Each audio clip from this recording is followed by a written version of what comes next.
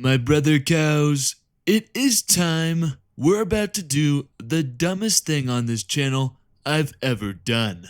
And that's saying something. Today, we are ranking every single book in the Horus Heresy. All 54 of them. And yes, that includes the cursed anthologies. No. Wait. Also, fair warning, there will be a ton of spoilers, lots of them. You have been warned. From the galaxy-shaking tragedy of Horus Rising. That's what I'm talking about! That's why he's the GOAT! The GOAT! To the fart-smelling finale of the Buried Dagger. We're going through every single Horus Heresy novel and slapping them exactly where they belong on a tier list. The god-tier masterpieces, the painfully average filler, and the literary war crimes written by Nick Kime that make me question every single one of my life choices. Nothing and no one is safe. Here's how we're going to do this. We'll go one book at a time, and I'll break down what I loved, what I hated, and where it lands on the tier list. Nice and simple. Well, as simple as it can be when 54 of these damn things are staring down at me. And as always heard, this is just my completely objective, 100% humble cow opinion. So if I roast your favorite book, don't take it personally. Either way, this is the ultimate, no-holds-barred Horus Heresy book ranking. So grab some 2% milk, eat some chicken, and strap in as the cow ranks every single Horus Heresy book. Let's do this, fellas. Hey there, guys, it's your favorite falling cow back with another tier list, and today, like I just said in the intro, we're ranking every single Horus Heresy novel. Now before we get into that, there's a couple of things we need to cover. First off, what am I wearing? We talked about this in the last video, the last tier list we did, which I think was over a month ago. I'm currently wearing a Blood for the Blood God tank top, gotta rep the World Eaters, and some nice colorful sweatpants. Quite the fit for quite the video. I also have my trusty mug of coffee, as always, a requirement when doing a tier list. Let me take a nice little ASMR sip right here. The cup I'm drinking out of, for people who want to know, it says, but first, coffee, and it has a giant Snorlax on it, sleeping. I don't know if you guys are into Pokemon, but it was one of my favorite things growing up, and now I don't really care about it. But I love the mugs and the gear, if that makes sense. I'm a fake fan. I'm pretty much a fake fan. I'm outing myself. Let me take a sip. Oh, that's delicious. So, another ground rule before we jump into this. We're going to be going in order, so we're starting with Horus Rising and finishing with Buried Dagger. I'm pretty much just going to go into each of these books, talk about the general plot, what I liked about it, what I didn't like about it, and generally, if it's a good book. That's pretty much all it's going to be. This is going to be such a freaking long video that I'm just going to try to keep it as short and concise as possible because we have to go through 54 of these books. Now, for each anthology, so that's like Tales of Heresy, I think there's 16 anthologies in total. We're going to be going through every single short story and seeing if they actually like played a role in the general heresy or if they're just pure filler like every single arc in Naruto. So that's pretty much how it's going to work. Pretty simple. I do want to say, if I do screw up some punctuation, guys, I'm really sorry. I think the reason is I don't watch other 40k videos, which is kind of strange. Like, I love every single Warhammer YouTuber in this community. I just don't watch their videos. Like, I have too much ADHD that I can't sit down there and watch. I'd rather read, which doesn't really make a lot of sense. But I don't watch these videos, so I don't know how people say these words actually. And then when I say it for the first time, I'm like, oh shit. I said that so goddamn wrong. Like, I remember I was saying Logar for the longest time, which I should have, looked at the word and actually said it right. But whatever. It's kind of like stupid headcanon reading, if that makes any sense. So I apologize if I say anything wrong in this video. And before I forget, let me go over the general scoring we're going to be doing here. So S tier, perfect book, nothing needs to be corrected. You're an amazing piece of 30k lore and should be read by everyone in existence. A tier, you have a couple flaws, but you're still a damn good book. B tier, you have several flaws, but you're still above average. C tier, you are the definition of mid and have several flaws that bring down the book, but overall, it's still a good contribution to the 30k setting. D tier, you're nearing a piece of shit and you have a lot of flaws, but you shouldn't be just destroyed on the spot.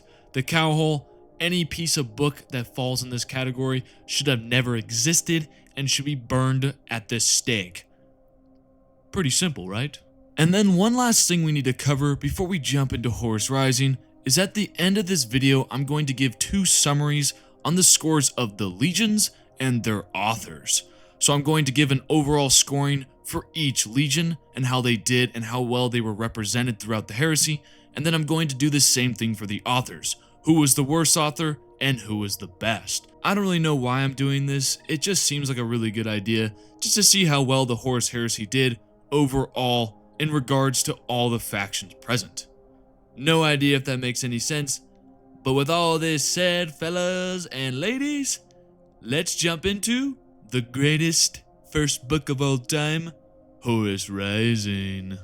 The first book in this gigantic series, and Horus Rising nails it. I think this is one of the best intro books in Warhammer, and it's one of my favorite books overall.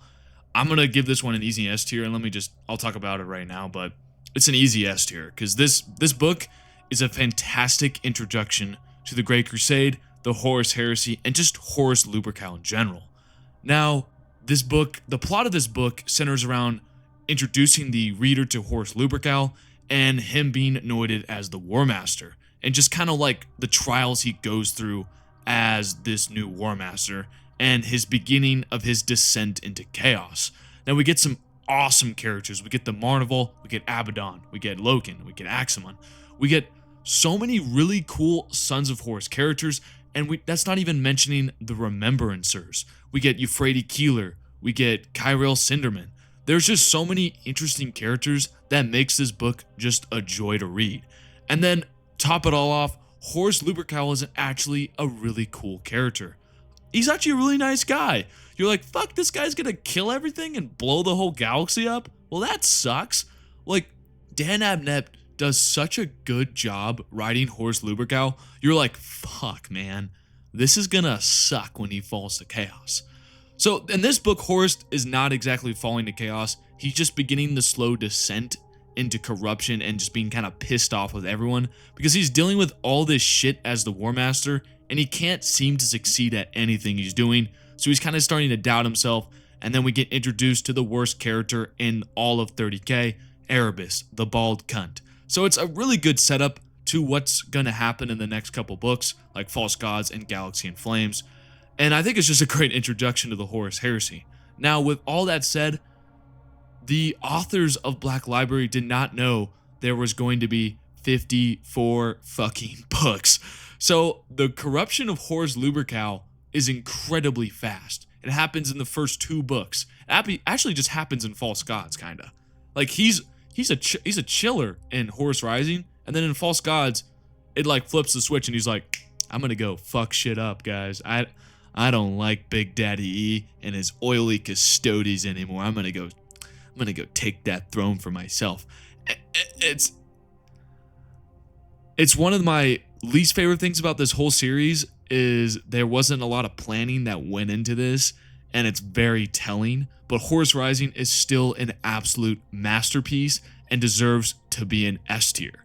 Now, the same thing cannot be said for False Gods. But we're going to get to that in a second. I'm going to rant about False Gods for hours and hours because it's a decent book, but I despise it. But we're going to get into that in a second. But Horus Rising, such a great book. It really gives us a great insight into the Great Crusade, which I feel like a lot of books don't do.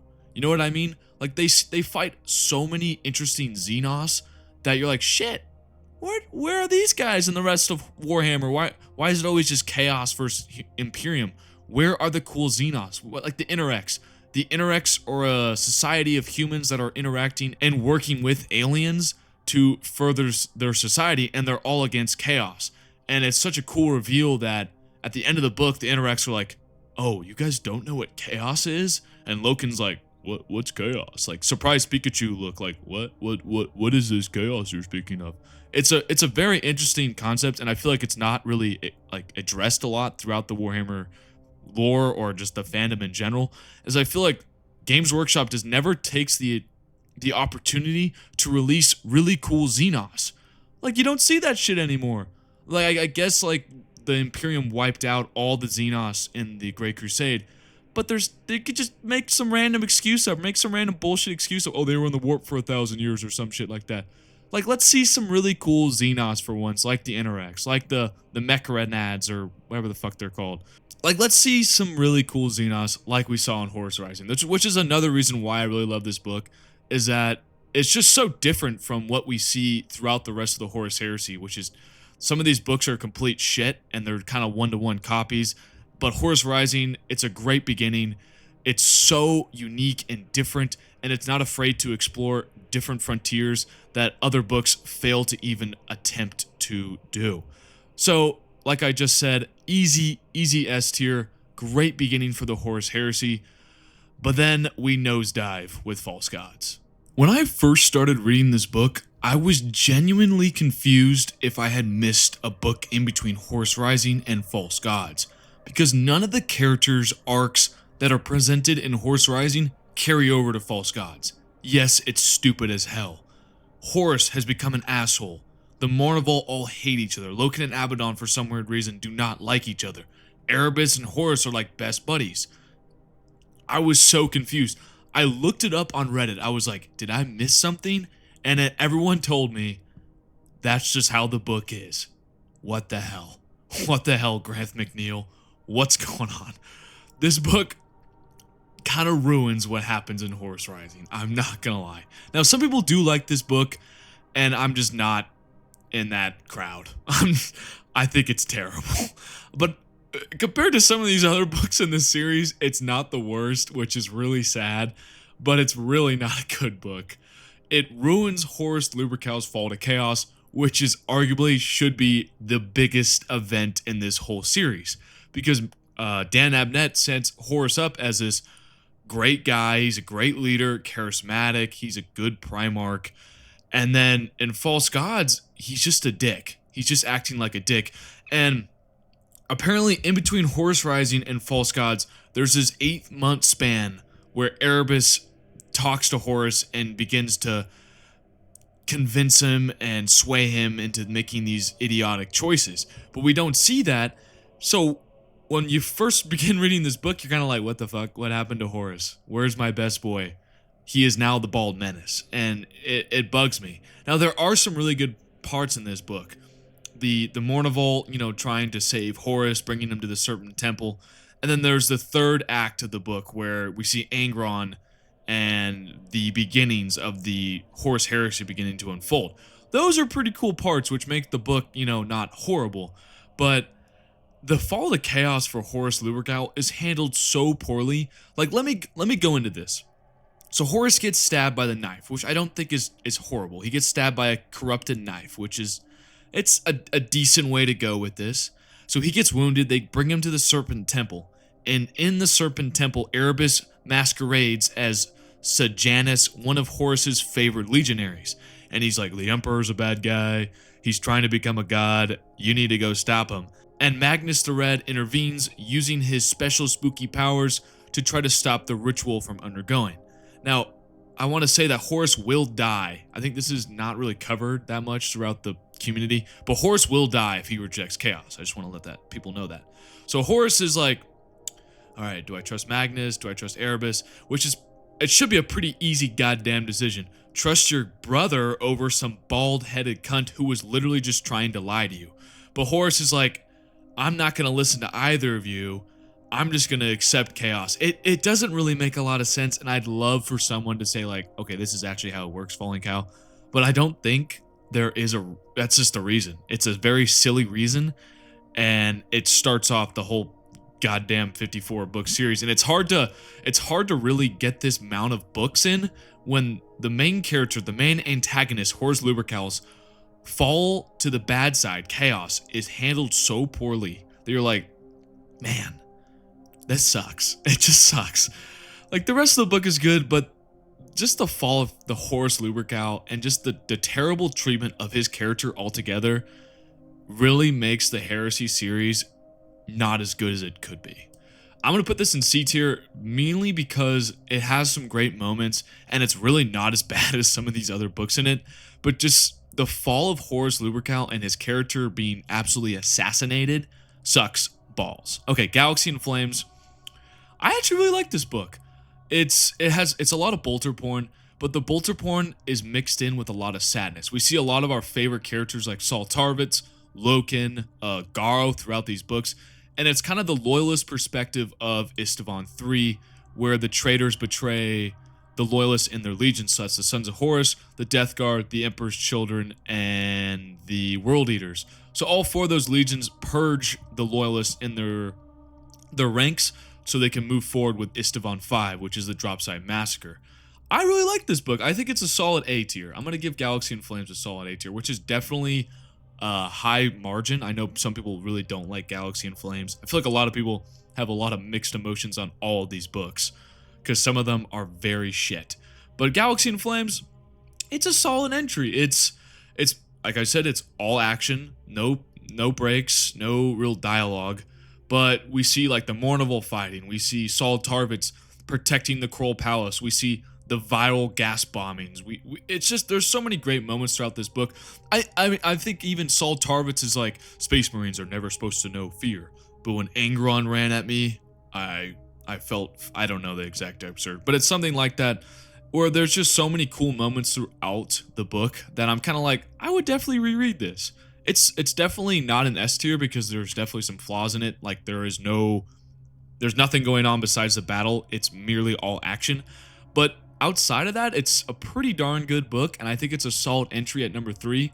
We don't really see Horus Lupercal at all, which is definitely another flaw. He's just kind of there, but we see a lot of the other main character Space Marines, like Saul Tarvitz, like Garo, like Lucius the Eternal, and Loken. So we do see some really good characters, and I think it's a pretty decent book. Another thing I really liked about Galaxy in Flames is that the World Eaters, the Sons of Horus, the Death Guard, and the Emperor's Children all get a pretty good spotlight. Like you see every single legion represented with loyalists and traitors. You kind of get a grasp of like what they're dealing with and what their characters are dealing with. Like when we see Saul Tarvitz and Lucius dueling, and those dueling ideals and personalities, it's kind of interesting, and it's another part of why I love Galaxy in Flames. Just a complaint that I have with the whole first 3 books is this should have been broken up into 6 books, maybe 7. The way I see it is the first trilogy should have established who Horus Lupercal is as a character, and then the next 3 books deal with his corruption and then the Istvan III massacre. That would have been perfect because we would have spent more time with his character, spent more time with the other characters, and made their deaths more meaningful, as opposed to, these first 3 books. It's still not horrible. It's not the worst starting series ever, but it should have been broken into more parts, which would have made Games Workshop more money, mind you. It would have just made the whole beginning a lot more interesting, and the characters just simply better, in my opinion. Now, Flight of the Eisenstein concludes the kind of Istvan III plot arc, and it's definitely it's all right. It's all right. It's pretty much just Garo escaping Istvan III and him and the Death Guard traveling to warn the Imperium and the shenanigans that involves on the way there. And it gives us a solid look into the Death Guard, and so, I mean, it's decent. I mean, the plot's decent. It makes sense. The pacing's okay. There's just not a lot happens in this book. I'm not gonna lie. It's pretty much like, where's this shitty? I'm not gonna spoil it. Where's this book? Old Earth. Old Earth is all about Vulkan going to Terra. It's pretty much like that. It's like get in the van. We're going somewhere type of thing. It's a decent book. I don't really have a lot of hatred against it. I love Garo, but at a certain point, Garo gets so goddamn boring. Because I love him. I love Garo. I love his bald, shiny head. But the thing about Garo is he gets boring because he doesn't really change his ideals. In this book, he begins to start thinking of the Emperor maybe as possibly a deity, and that doesn't really change for the rest of the heresy. He becomes more and more of like a faithful man. He thinks the Emperor's a god, but that's about his character. That's about it. That's kind of his character, and it doesn't really go anywhere, and it kind of bums me the hell out. He's kind of like Loken, but more religious and bald, if that makes sense. It's kind of a bummer. I think you need to read it if you're going through the whole Horus Heresy because it shows how the Imperium found out about Horus Lupercal's betrayal, but it's not like the best of books because it's just kind of like they're going to the Terra. They're going to Terra. You missed all the action at Istvan 3. Sure, like Garo and Co fight like demons aboard their vessel, but oh man, it's like I don't really care. Like it's kind of fucked up to say. Like I don't really care, but it gives a really good spotlight to the Death Guard, who I also don't care about. Like this is all objective opinioning. I think the Death Guard are a really boring legion. They don't really have a lot of cool characters. Like they have Typhus and they have Mortarion and Garo. That's kind of it. They only get one book in the whole series kind of dedicated to them in Buried Dagger, and half of that book is filled with a Grey Knight subplot, and we're gonna get into that later. But I'm gonna say the fourth entry in the Horus Heresy is a B tier. It does not deal with the stupidity of like false gods, but it's not as good as Galaxy in Flames. It's a solid entry, and I think the problem with this book is you can read it once and you don't ever need to read it again because it's just Garo going from point A to point B with shenanigans unfolding in between. That's pretty much the book. I think it's a solid B tier. Not much happens besides Garo getting there. I also really didn't like how they handled Dorn. Like Rogel Dorn's like so pissed off that maybe Horus betrayed the Imperium, he almost kills Garo.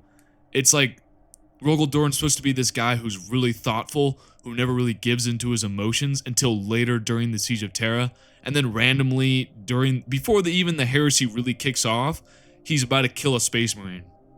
And this is a problem that most of the Black Library and the Horus Heresy deals with in general, is that they make the Primarchs seem like man-children, and that they should not be leading all these genetically enhanced superhumans, which also relates back to the Emperor.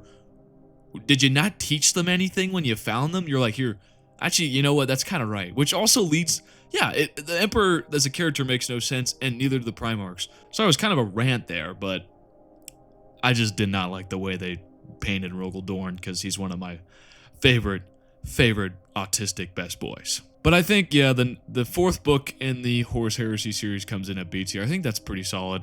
I think I explained myself pretty well. I went a little bit of a rant there, but that's what happens when you're a fallen cow. All right. Number 5, the fifth book, Fulgrim. Oof. Now, this is going to be an interesting book to discuss. I really like Fulgrim. I think it's a really cool book. I really like the Emperor's Children and their Fall to Chaos. It's all right. I cannot lie. Fulgrim's Fall to Chaos is a big gripe of mine. But it's a decent book. I think the first part of the book is a little boring and the pacing sucks. It's pretty much just showing what the Emperor's Children were like before their eventual fall to chaos. We get characters like Solomon Demeter, First Captain Julius Caesarion, and then other side characters. And we get to see Fulgrim like a good amount throughout the first part. The second part, though, is fantastic. We see the Emperor's Children fully giving in to Slaanesh, going absolutely balls to the walls with their ketamine addiction, and Fulgrim becoming this really fucked up guy as the demon in the Layer Blade slowly strives to take over. And it's awesome. There's some like really good peak moments, like the play aboard the Pride of the Emperor, which is insane. If you haven't read that part, go look up an excerpt. It's gross as hell, as it's like the first time that we see Slaaneshi demons in the whole Horus Heresy, and it's crazy. We also see the Istvan 5 massacre from the Emperor's Children and the Iron Hands point of view. We get a great duel with Gabriel Santar, first captain of the Iron Hands, against Julius Caesar, first captain of the Emperor's Children, and it's gross and awesome. Yeah, this book just suffers from two things in my opinion. The first part is slow and kind of boring, but it's not horrible. It just takes kind of a little bit of effort to get through. And the second part is Fulgrim's fall to chaos in the conclusion of this book.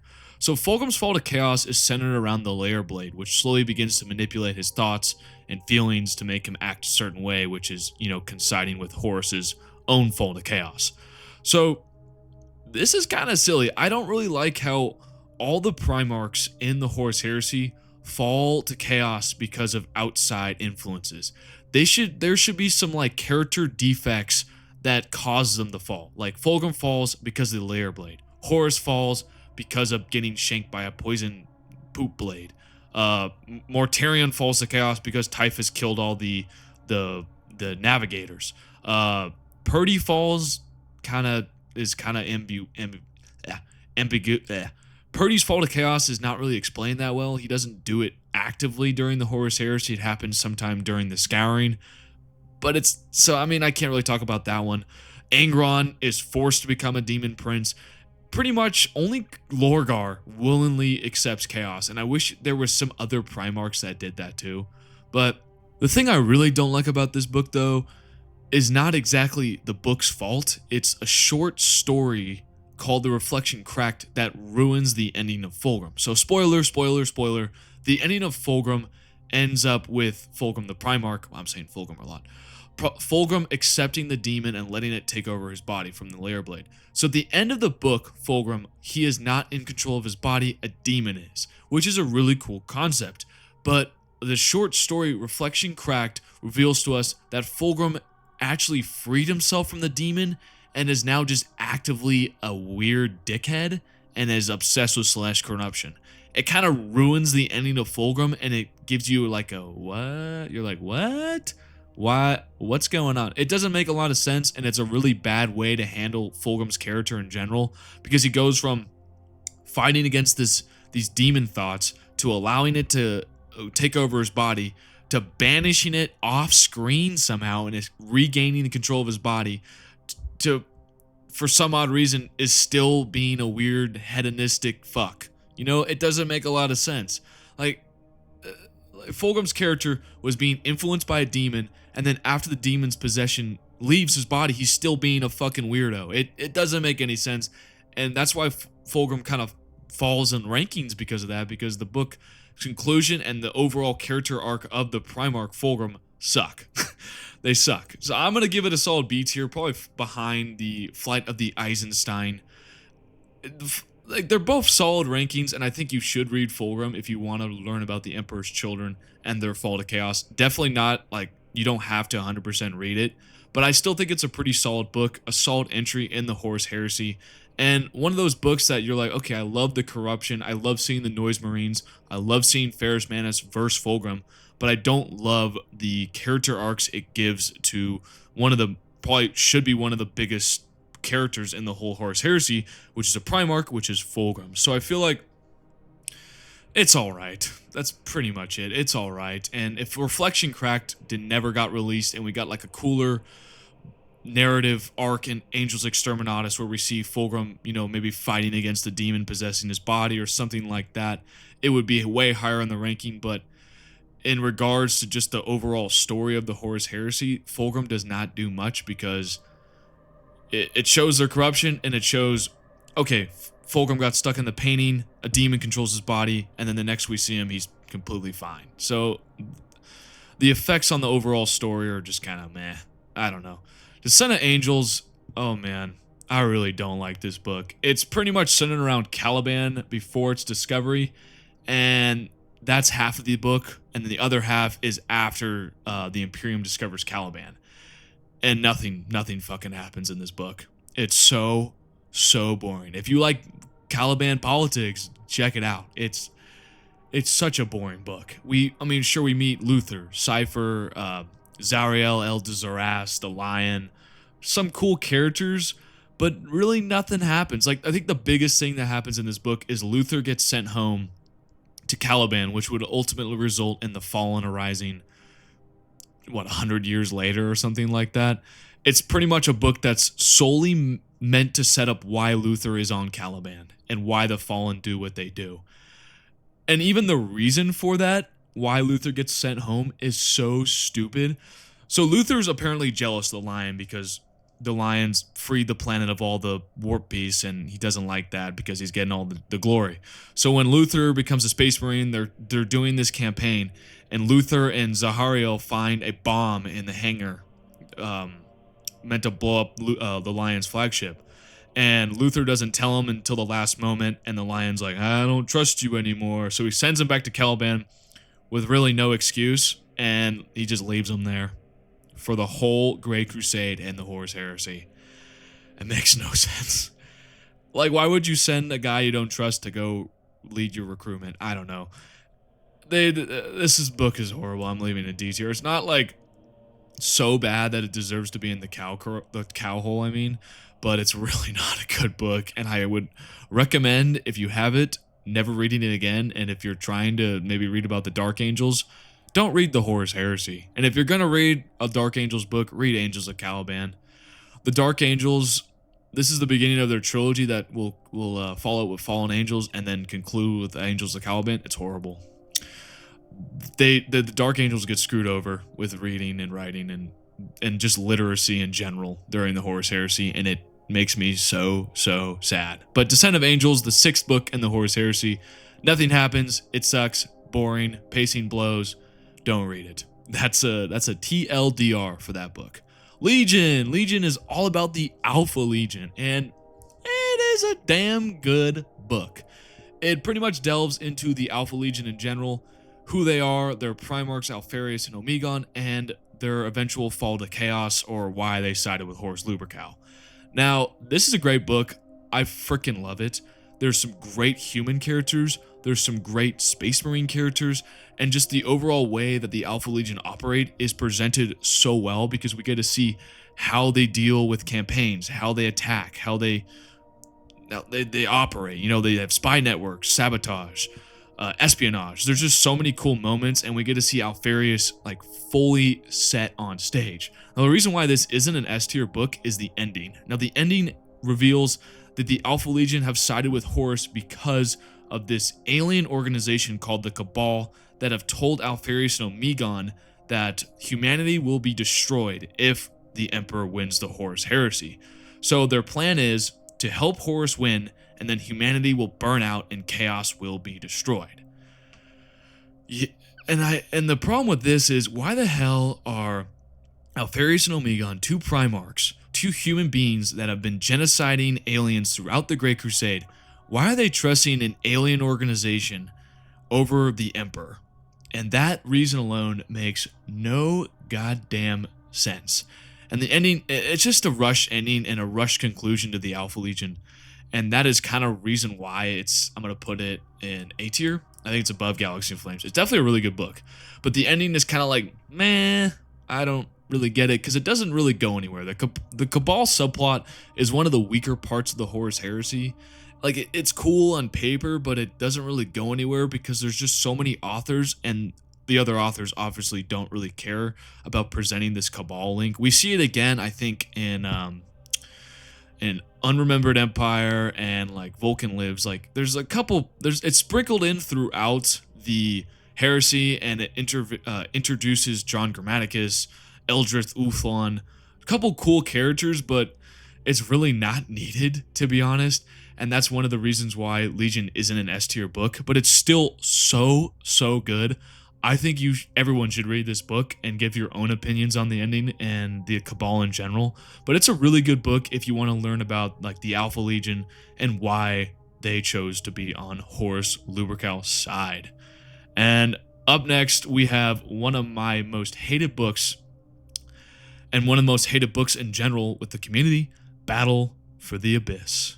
This book is easily the first one in the cow hole. It's so terrible, guys. I mean, it's 400 pages of complete bullshit bolter porn.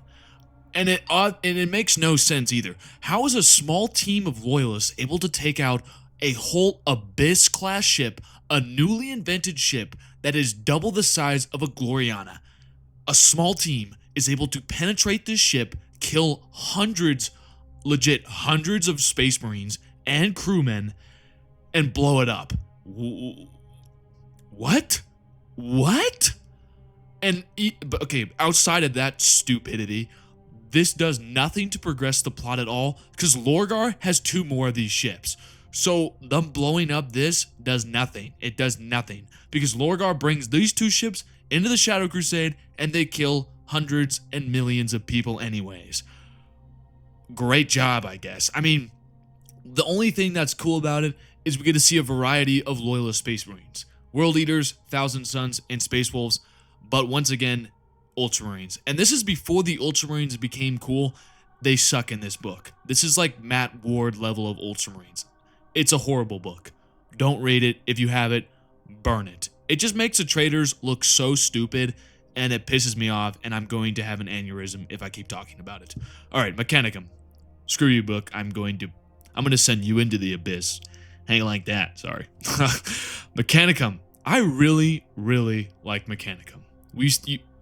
It's one of the few books that does not deal with the Primarchs or Space Marines. Sure, Space Marines are in it, but it's mostly centered around the origins of the Dark Mechanicum and what's going on Mars during the Horus Heresy.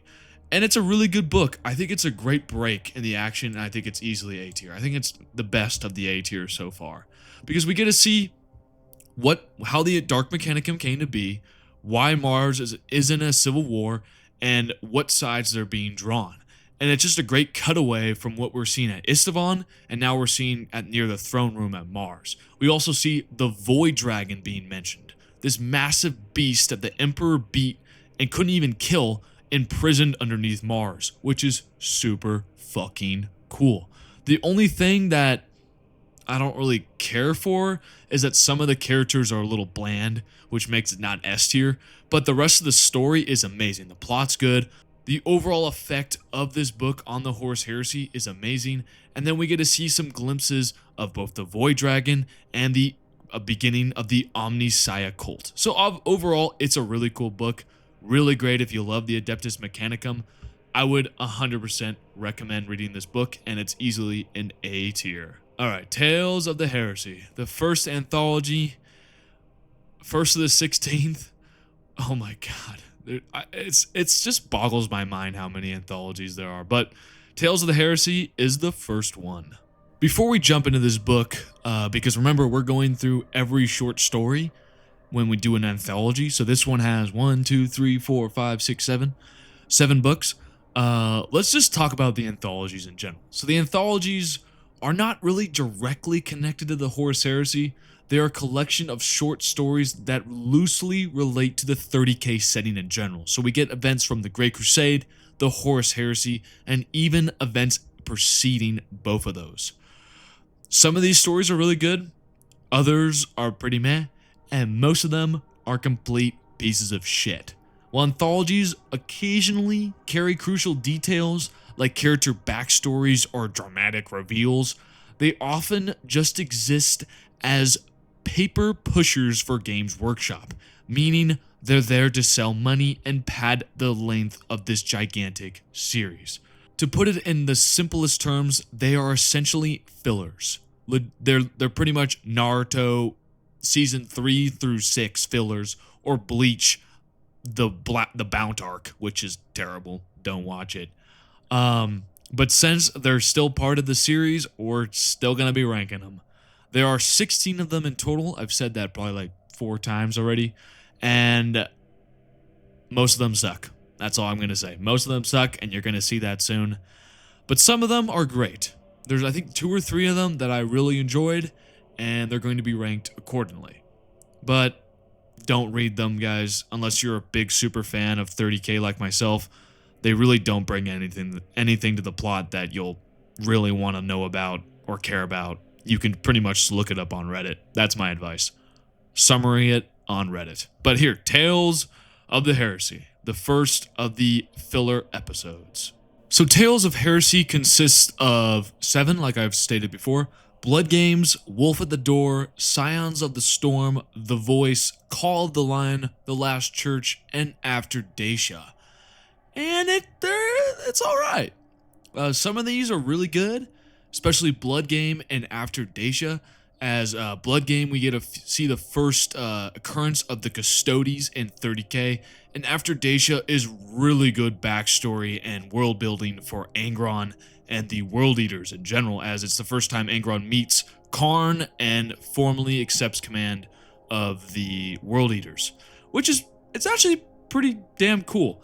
Now, the rest of these books are not very good, and they don't really add anything to the Horus Heresy in general, especially The Last Church, which is very infamous. Some people really love it, and most people hate it.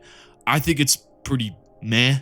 It's a pretty shallow debate of theology between the God Emperor of Mankind and the last priest on Earth. It's a good premise, poor execution. Classic scenario. I think it was too shallow of a debate, and when you really look at it, it's pretty goddamn stupid. It's not very bad, and I like how short it was. There's only 7. I mean, later in the series, guys, there's literally books, short novels with 21 short stories in them, and if you imagine that, they're all terrible. Like, just think about that. That it's like putting a piece of shit in a book and you're doing it 21 times. I don't understand that. But Tales of Heresy, I thought it was a decent book. I'm going to put it in B tier. Definitely bottom of B tier, because it's not really that effective on the storyline at all, or it doesn't really matter. But it has 2 really cool storylines, the Blood Games and After Dacia, that I really enjoyed. But the rest are meh. That's pretty much summed it up. Fallen Angels, the sequel to Descent of Angels. Now this one, it's like the same exact shit. It's so boring. It's so boring.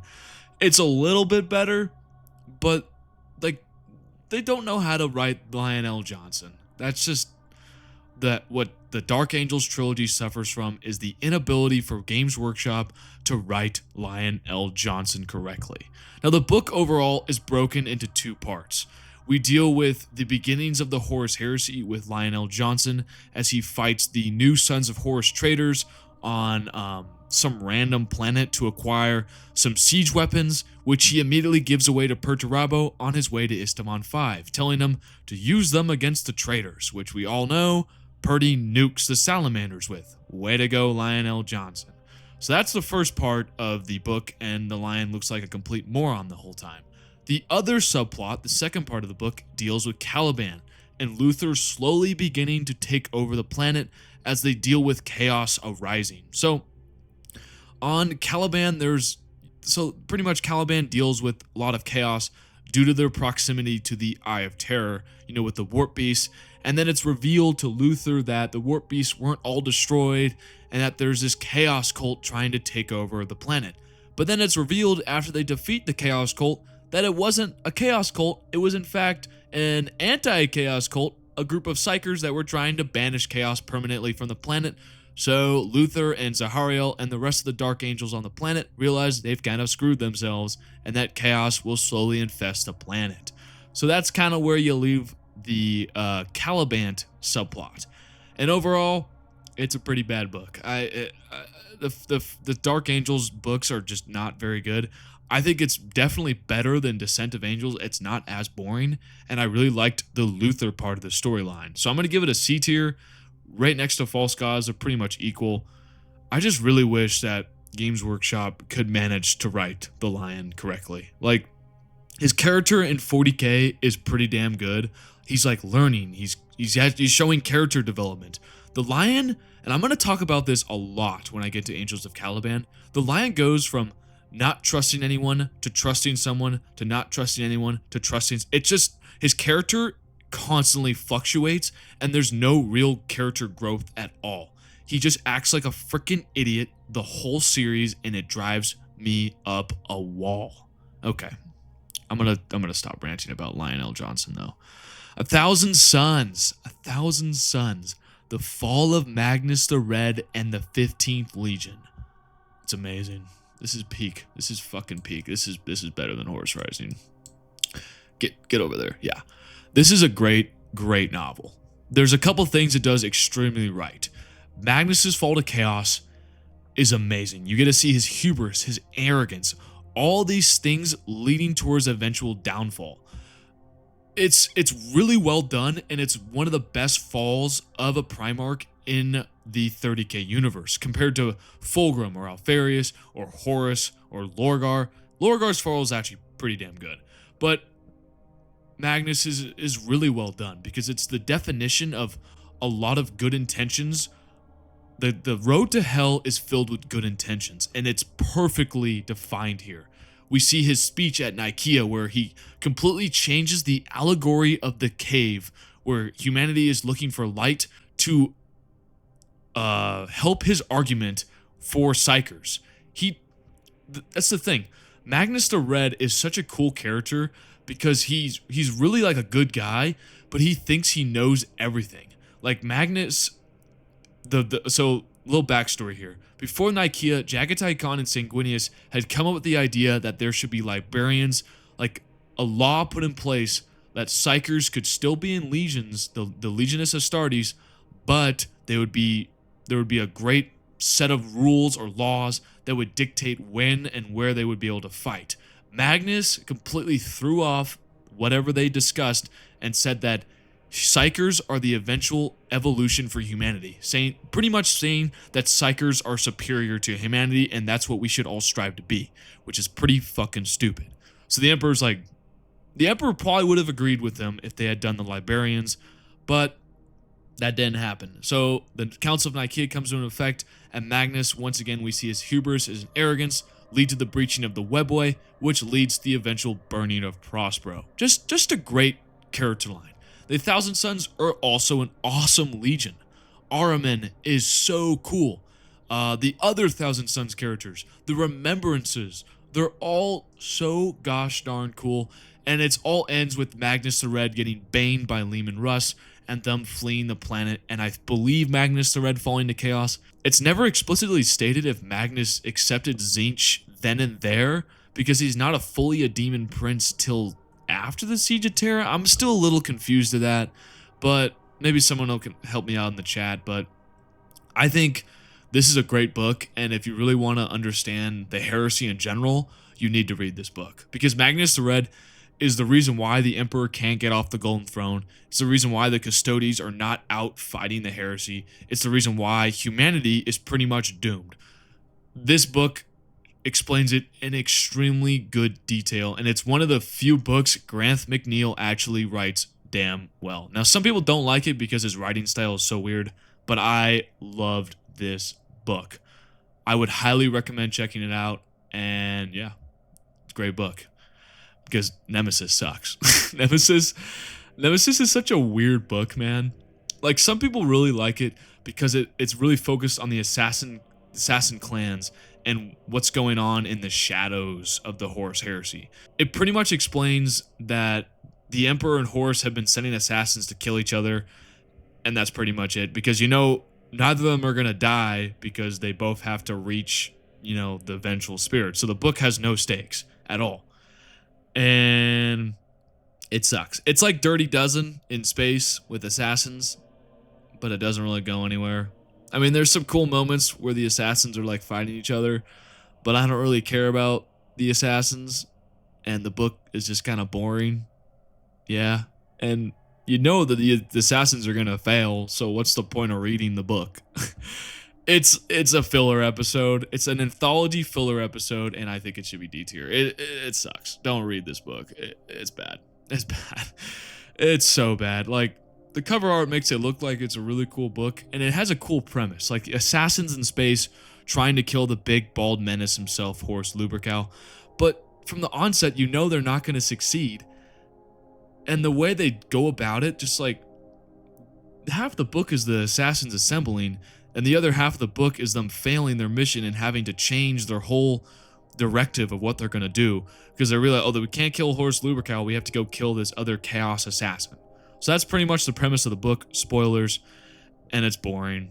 And I wouldn't recommend it. Because it sucks. Simple as hell. Simple as hell. I think it's doing pretty well so far. Yeah, 2S, 3A, 3B. We're all over the place. And I think it makes sense. I hope you guys agree with me. Or I'm gonna get a lot of hate in the comments. Oh boy, the First Heretic. One of my favorite books. It's so goddamn good. It is peak. It is so peak. Like, it's the best book so far on the Horus Heresy as we're going. It shows how chaos came to be in the Imperium and what led to Lorgar and the Wordbearers' fall to corruption. Now, this book sets up that the Wordbearers have actually been infected with chaos for 40 years. They've been plotting the Horus Heresy for 40 years, which makes the whole war in general make a lot more sense. They've been spreading the serpent lodges throughout the legions. They've been spreading the worship of chaos to the worlds they've brought into compliance, and they've been slowly beginning to plan the fall of Horus Lupercal with Erebus. It's awesome. It's so awesome. It goes from starts with the burning of Monarchia, which begins Lorgar's fall to chaos. It then goes into Lorgar's pilgrimage into the Eye of Terror, where one of the best characters in all 30k, Argel Tal, begins to become possessed by a demon. And then it goes all the way to Istvan 5. We see it's just a great book because we see the whole fall of chaos. We see every plan that's been laid by the Wordbearers, all of it panning out in Istvan 5, where we see Argel Tal and his demon brethren rip through the Loyalist forces. It is such a great book that you need to read this book if you're going to read the Horus Heresy. It's just that good. It's just that good. And then this book too, oh my god.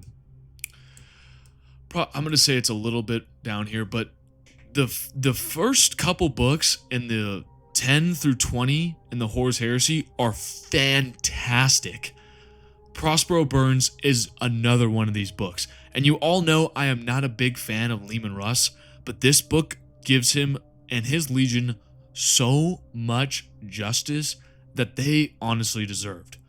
Every single Space Wolf in this book is a great character, especially Bear, who we will all know as Bjorn later in 40k, but him and Casper, his remembrancer he's supposed to look after he shot him out of the sky, is such a great dynamic.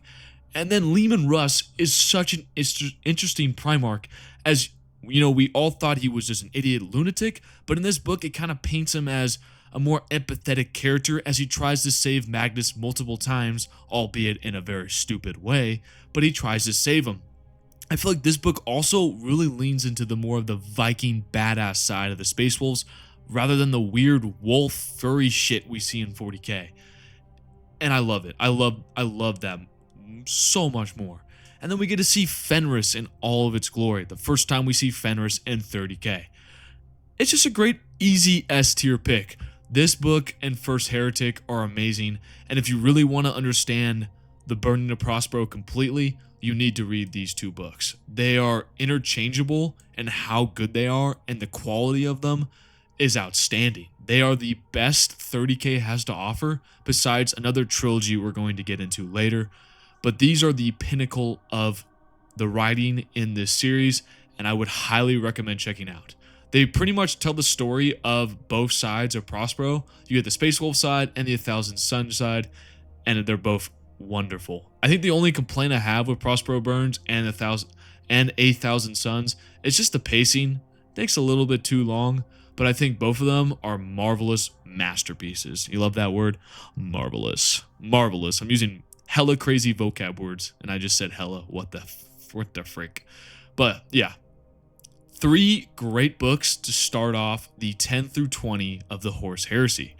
And then we have the second anthology and the 16th book in the Horus Heresy, Age of Darkness. Now this is a collection of, let me count real quick, 1, 2, 3, 4, 5, 6, 7, 8, 9 books.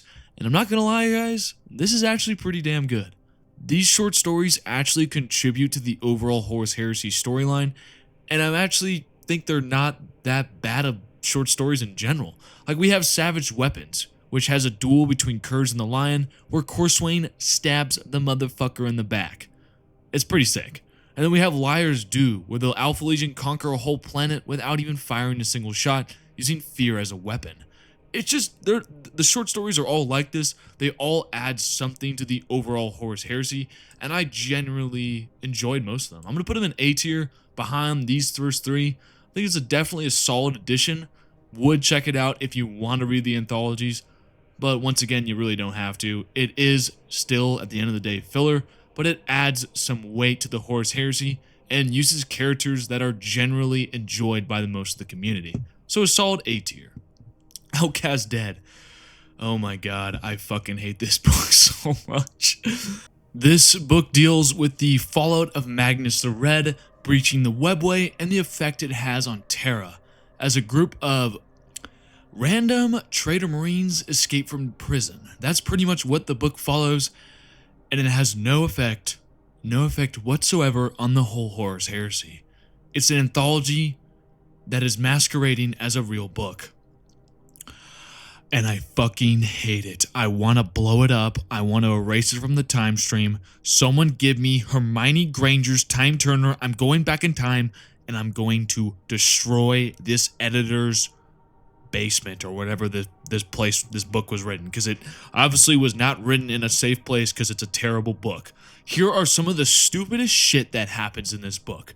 It has a naked world eater who has been in prison for decades, who breaks out and then punches clear through a custodes in full armor. What?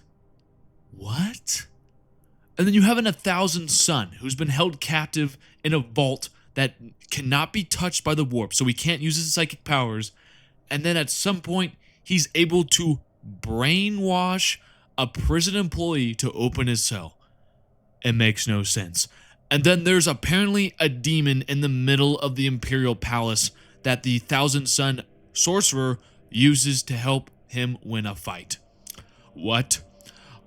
How is there a demon in the middle of the Imperial Palace? The Emperor is literally right there. It makes no sense. It drives me nuts. And for some odd reason, the Thunder Warriors are in this book, and that apparently a bunch of them have survived, and that they're thriving, and they run a gang in the middle of Terra, in the middle of the Imperial Palace. What? Granth McNeil, how do you go from writing 1000 Sons to writing this piece of shit in like 3-4 books? It makes no sense, and it drives me up a wall. There are so many weird inconsistencies with the rest of the 30k lore in this book that it boggles my mind. That he was able to write this outstanding book, 1000 Sons, and then he pooped out this, which might be one of the worst books I've ever read in my life.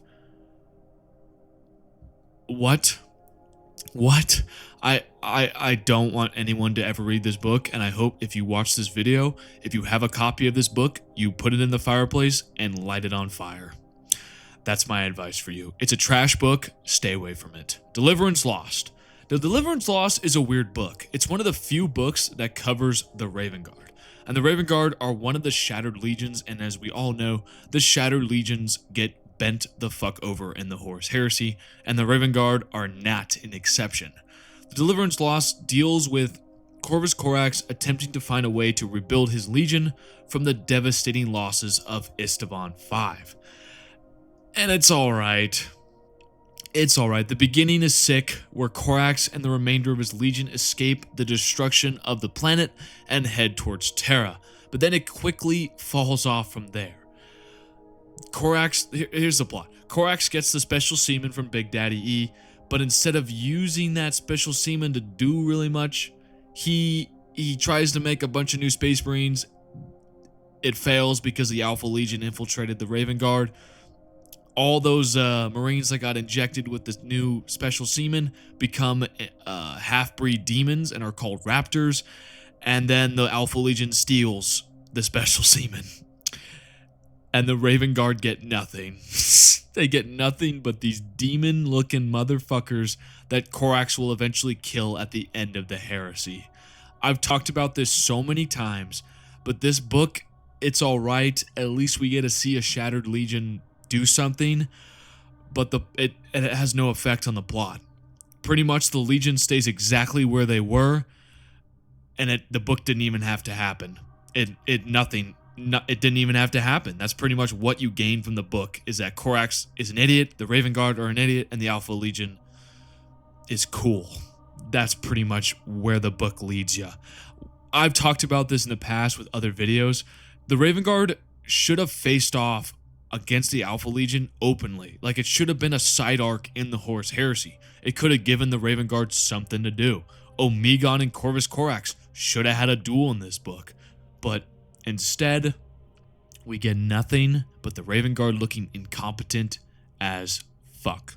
It pisses me off. I think it's C tier. I think it's still better than Fallen Angels, that's for sure. But it did not have to exist. And I'm happy we got to see some Corvus Corax action, but that's about it. It's a Deliverance Lost. I'm trying to make a pun here. It delivers depression. That's what it does. Terrible.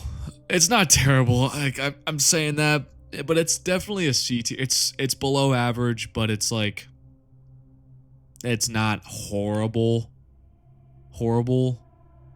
I don't know. It just didn't need to really exist because the Raven Guard don't gain or lose anything. Oh my god, no fear. It makes the Ultramarines interesting. Holy shit. It is the peak of A tier right now. It is a fantastic portrayal of the Ultramarines. So the book of No Fear occurs, it's pretty much the whole Battle of Calth. It's the Battle of Calth, pretty much, on paper. And the whole plot is centered around the Ultramarines don't know the heresy's going on. The Word Bearers do. And the Ultramarines are assembling at Calth, their whole legion, almost over 200,000 Marines. And the Word Bearers are going there to supposedly meet and then attack some greenskins nearby in the Ultramar system. And obviously nothing goes to plan, and the Lorgar launches his trap, and the Word Bearers blow hella shit up. Now, what I love about this is the Ultramarines, they rebound. They fight unorthodoxly. They don't follow what they usually do, and it makes the Ultramarines seem really cool. Same thing goes for Guilliman. He actually seems like a human being. When I was reading this book, I was astounded with the betrayal of Rabute Guilliman. I was like, this is the best I've seen from a Primarch since Horus Rising. Like, you actually feel like he is a human being with flaws, with ambitions, with emotions. You actually feel like he's a really cool character. The only flaw I have in this book is that there's just so much bolter porn and not a lot of dialogue that the book's pacing seems a little rushed, and I didn't really care for a lot of the characters that were dying. But with that said, the battle itself is so goddamn good. It starts with the ticking of a clock, the mark of Calth, which is so goddamn cool. It is a superbly good book, and in my opinion, it follows the First Heretic and the so-called, what I call the Shadow Crusade trilogy. It goes the First Heretic, No Fear, and then we'll get to Betrayer. Where is it? Where's Betrayer? I can't find it because, oh, there it is. We'll get to Betrayer, which is, my opinion, the conclusion of the Shadow Crusade. Shadow Arc. I don't know. I just said Shadow 4 times. Deal with it. But No Fear is definitely a solid A tier. If you really want to see Guilliman get launched into space, survive without a helmet on, and punch Word Bearers' heads off in the vacuum of space, read this book. It really does give the Ultramarines, like, some actual narrative importance and makes them seem actually cool, as opposed to the Matt Ward era where they just seemed like Mary Sues constantly. It actually makes them get fucked in the ass, bent over, and rebound in a really cool way. So I like No Fear. Definitely one of the better books in the Horus Heresy. Alright, so with that, we're going to be nearing number 20. We have Primarchs, the Primarchs to be exact, the third anthology and the 20th book in the Horus Heresy. And it's a collection of 4 short stories: The Reflection Cracked, Feet of Iron, The Lion, and The Serpent Beneath. And all these short stories are fucking trash. Easy cowhole. I don't think it's as bad as Outcast Dead, but it's definitely not better than Battle for the Abyss. All 4 of these short stories make the Primarchs look like fucking idiots. I'm not kidding.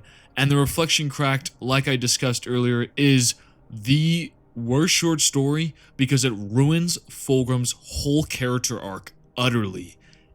It destroys it. Everything that was built up in the book Fulgrim is destroyed simply because of this stupid short story called Reflection Cracked, which reveals that Fulgrim has retaken his body off screen, completely destroying his character arc. The lion in this book too looks like an idiot. I mean, it's just plain out terrible. This is one of those books that should never have been made and should have never have existed because it does nothing but detract from the overall storyline. I mean, I'm gonna go back into this, but imagine Fulgrim's character arc if he wasn't in control of his body at all and he had to fight to retake it, and then maybe we could see Fulgrim return at the end of the heresy, maybe sacrificing himself to Slaanesh to save someone or save a Primarch, or I don't know, do something. But instead, Fulgrim, for some odd reason, without the demon's aid, is addicted to ketamine. And when I mean ketamine, I mean Slaanesh. It's got to be one of the worst character arcs for a Primarch in all of 40k, and it makes me so sad. Okay, moving on to Fear to Tread. Now, Fear to Tread is one of the only books in the Horus Heresy that centers around Sanguinius and the Blood Angels. The plot revolves around the Cygnus Prime trap, where Horus and Erebus scheme to entrap Sanguinius and the Blood Angels and turn them to chaos. Now, the interesting about this book is that Horus is actively trying to undermine their own strategy to kill Sanguinius, because he is afraid that if Sanguinius becomes corrupted by chaos, he will become the new War Master. It's a pretty interesting plot, and it's definitely very different from the rest of these books in the series. It's pretty much the Blood Angels fighting against the demons, and it's one of my favorites. I think it's up there with No Fear. It just does a great job of showing who the Blood Angels are, who Sanguinius is, and the issues they're dealing with. When I mean issues, I mean the Red Thirst, which is the prevailing gene flaw, and that's the reason why they went to Cygnus Prime looking for a cure. Perfect bait by Horus. Perfect bait.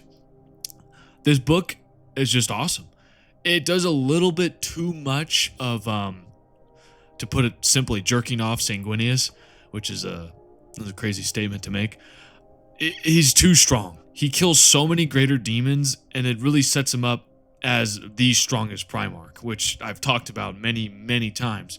But that's not even that big of a deal. I think the Sanguinius, glorifying is still a great job to his character, since we all know he's going to die. So maybe Games Workshop was just trying to give him a really good spot in the sunlight. I guess is that the expression? I have no idea. Just to show his character off, probably before his, untimely demise. But overall, it's a really good book. It really just puts the Red Thirst, the gene flaw of the Blood Angels, front and center. You see how negatively it impacts them and how much Sanguinius wants to cure them. So much that he wants to sacrifice his own life, which is saved by the apothecary Meros, who becomes the Red Angel. Now, this is why part of the reason why it's on S tier is because this subplot of the Red Angel is never brought up again. We never see Sanguinius run into him. We never see any Blood Angels run into him. He arrives on the Vengeful Spirit after the book's conclusion in the epilogue, and that's about it. The Red Angel, who was supposed to be this huge climactic point for Fear to Tread, where the Sanguinius was offered to sacrifice himself to chaos to save the Blood Angels from the gene flaw that they had, that Meros stepped up and sacrificed himself instead, but we never see this entity again. Never, ever. And it's a huge plot point that goes completely to waste, which is the reason why it's only A tier, but I still feel like this book overall is one of the best in the Horus Heresy, and it's a great spotlight for the Blood Angels that somehow get no spotlight throughout the Horus Heresy besides this book, which is pretty goddamn weird. All right. The 22nd book, Shadows of Treachery, is up next. And this one has 7 short stories. It has The Crimson Fist, The Dark King, The Lightning Tower, The Caliban Project, Raven's Flight, Death of a Silversmith, and Prince of Crows. And this is the best anthology. This is the best anthology, hands down. I'm putting it behind all the other ones, but this is an easy S tier pick. It's a great anthology. The Crimson Fist focuses on the Battle of Fall, which shows us some great lore and almost Perturabo's destruction. The Dark King shows us a future into who the Dark King is and the destruction of humanity if he becomes, part of reality. The Lightning Tower is centered around Rogel Dorn and shows us his fight with Conrad Kurz. The Gaban Project is about AI, which we never see throughout 30k, and is a prequel to Mechanicum. And then we have the Prince of Crows, which centers around Kurz and Sevatar's amazing father-son dynamic. It is a great anthology, and if you have to pick one of them, read this book.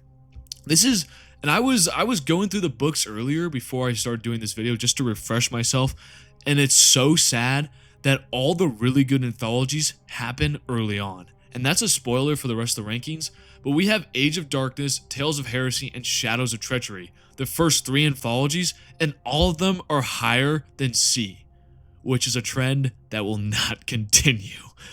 Just an FYI. But once again, Shadows of Treachery, great book, great installment, and I would highly recommend checking it out if you want to read at least one of the anthologies. But once again, it's still filler. A lot of important stuff does happen, but you really don't need to read it to understand the full scale of the Horus Heresy. Oh my god, there's only 2 rows left. Holy shit. How many have we done? This is, we're on 23. Oh my god, we have so many left. Fuck. Fuck it, we ball. Angels Exterminatus is next.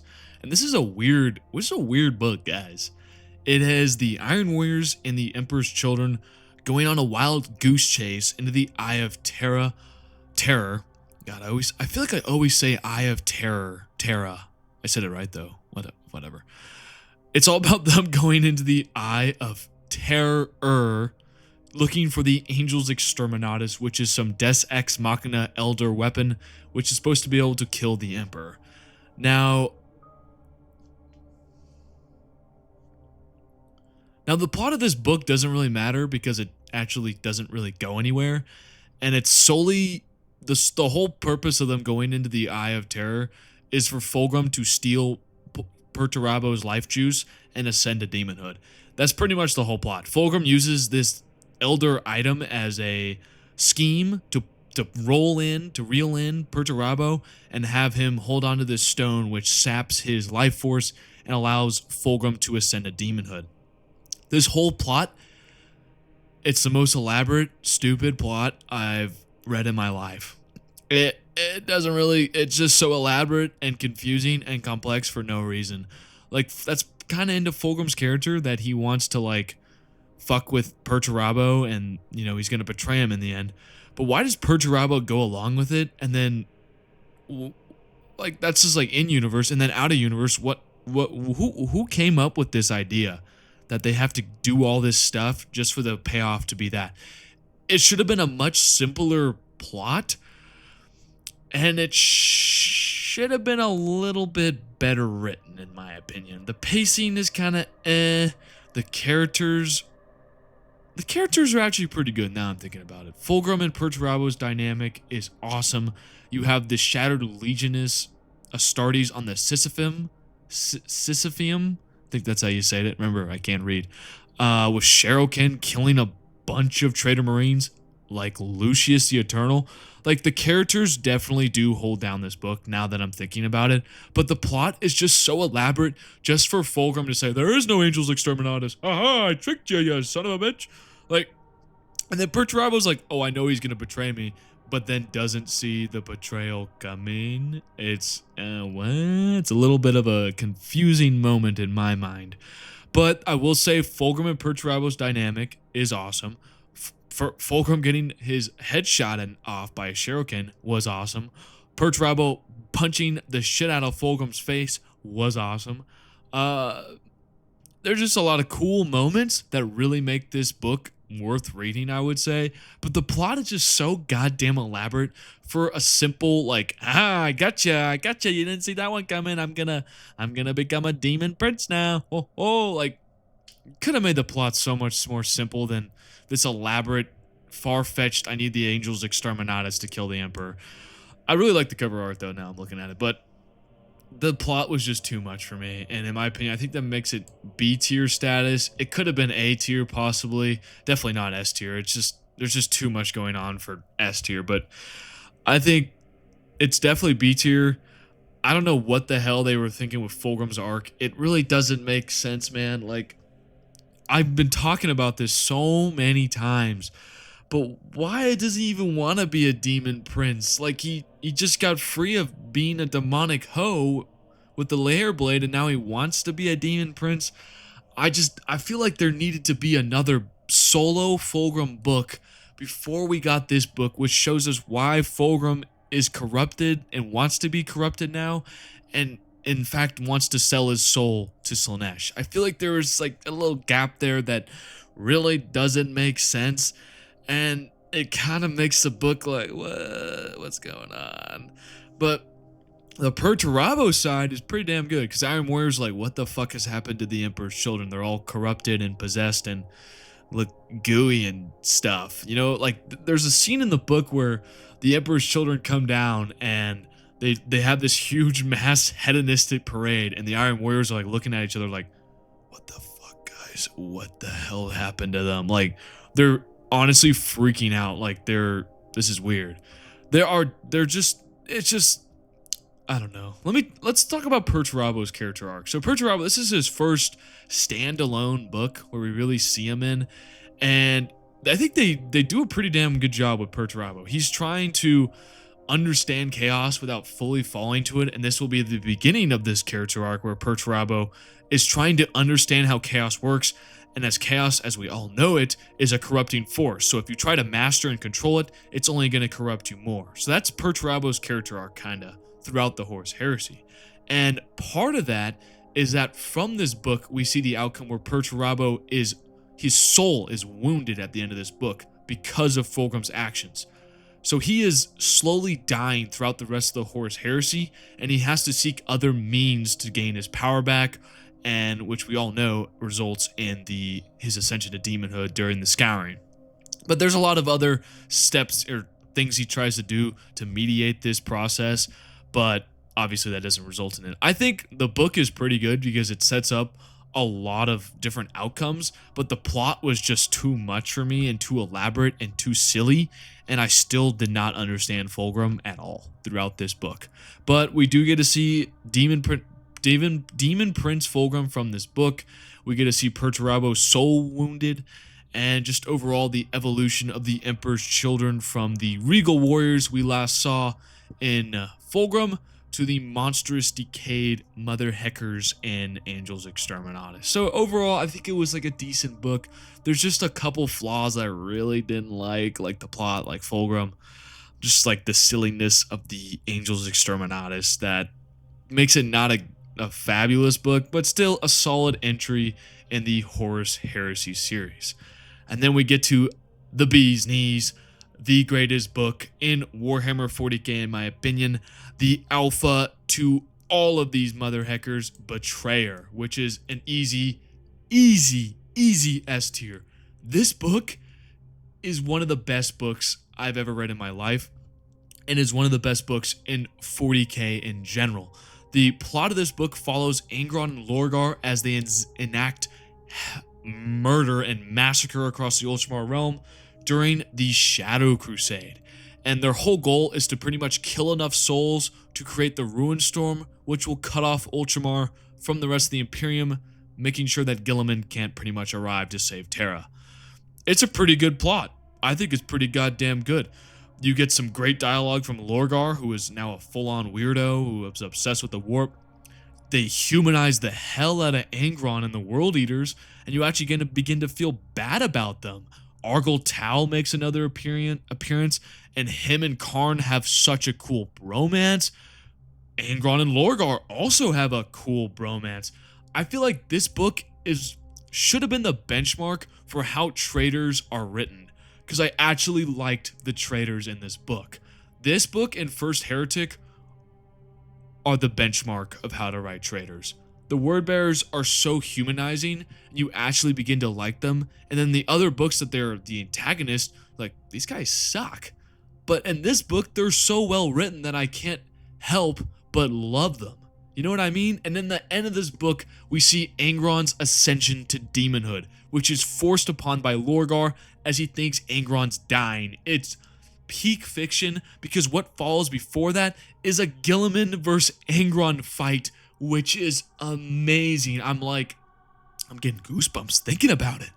It's just such a great book, and if you really want to understand anything about the Shadow Crusade or Angron or Lorgar, or just want to see some really good traitor action, you should read Betrayer. It is peak, it is the creme de la creme of Warhammer 30k, and in my opinion, is the best Warhammer 40k book to date.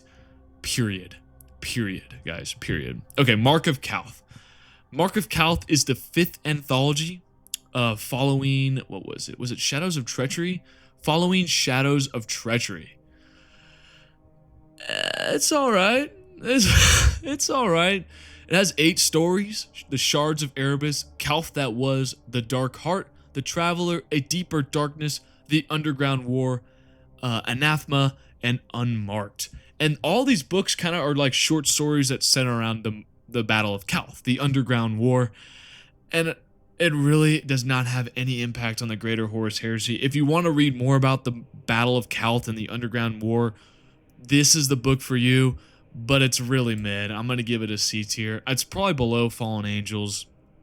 It's not particularly bad, but it's like the definition of mid. Like, I would not really care about reading this book again.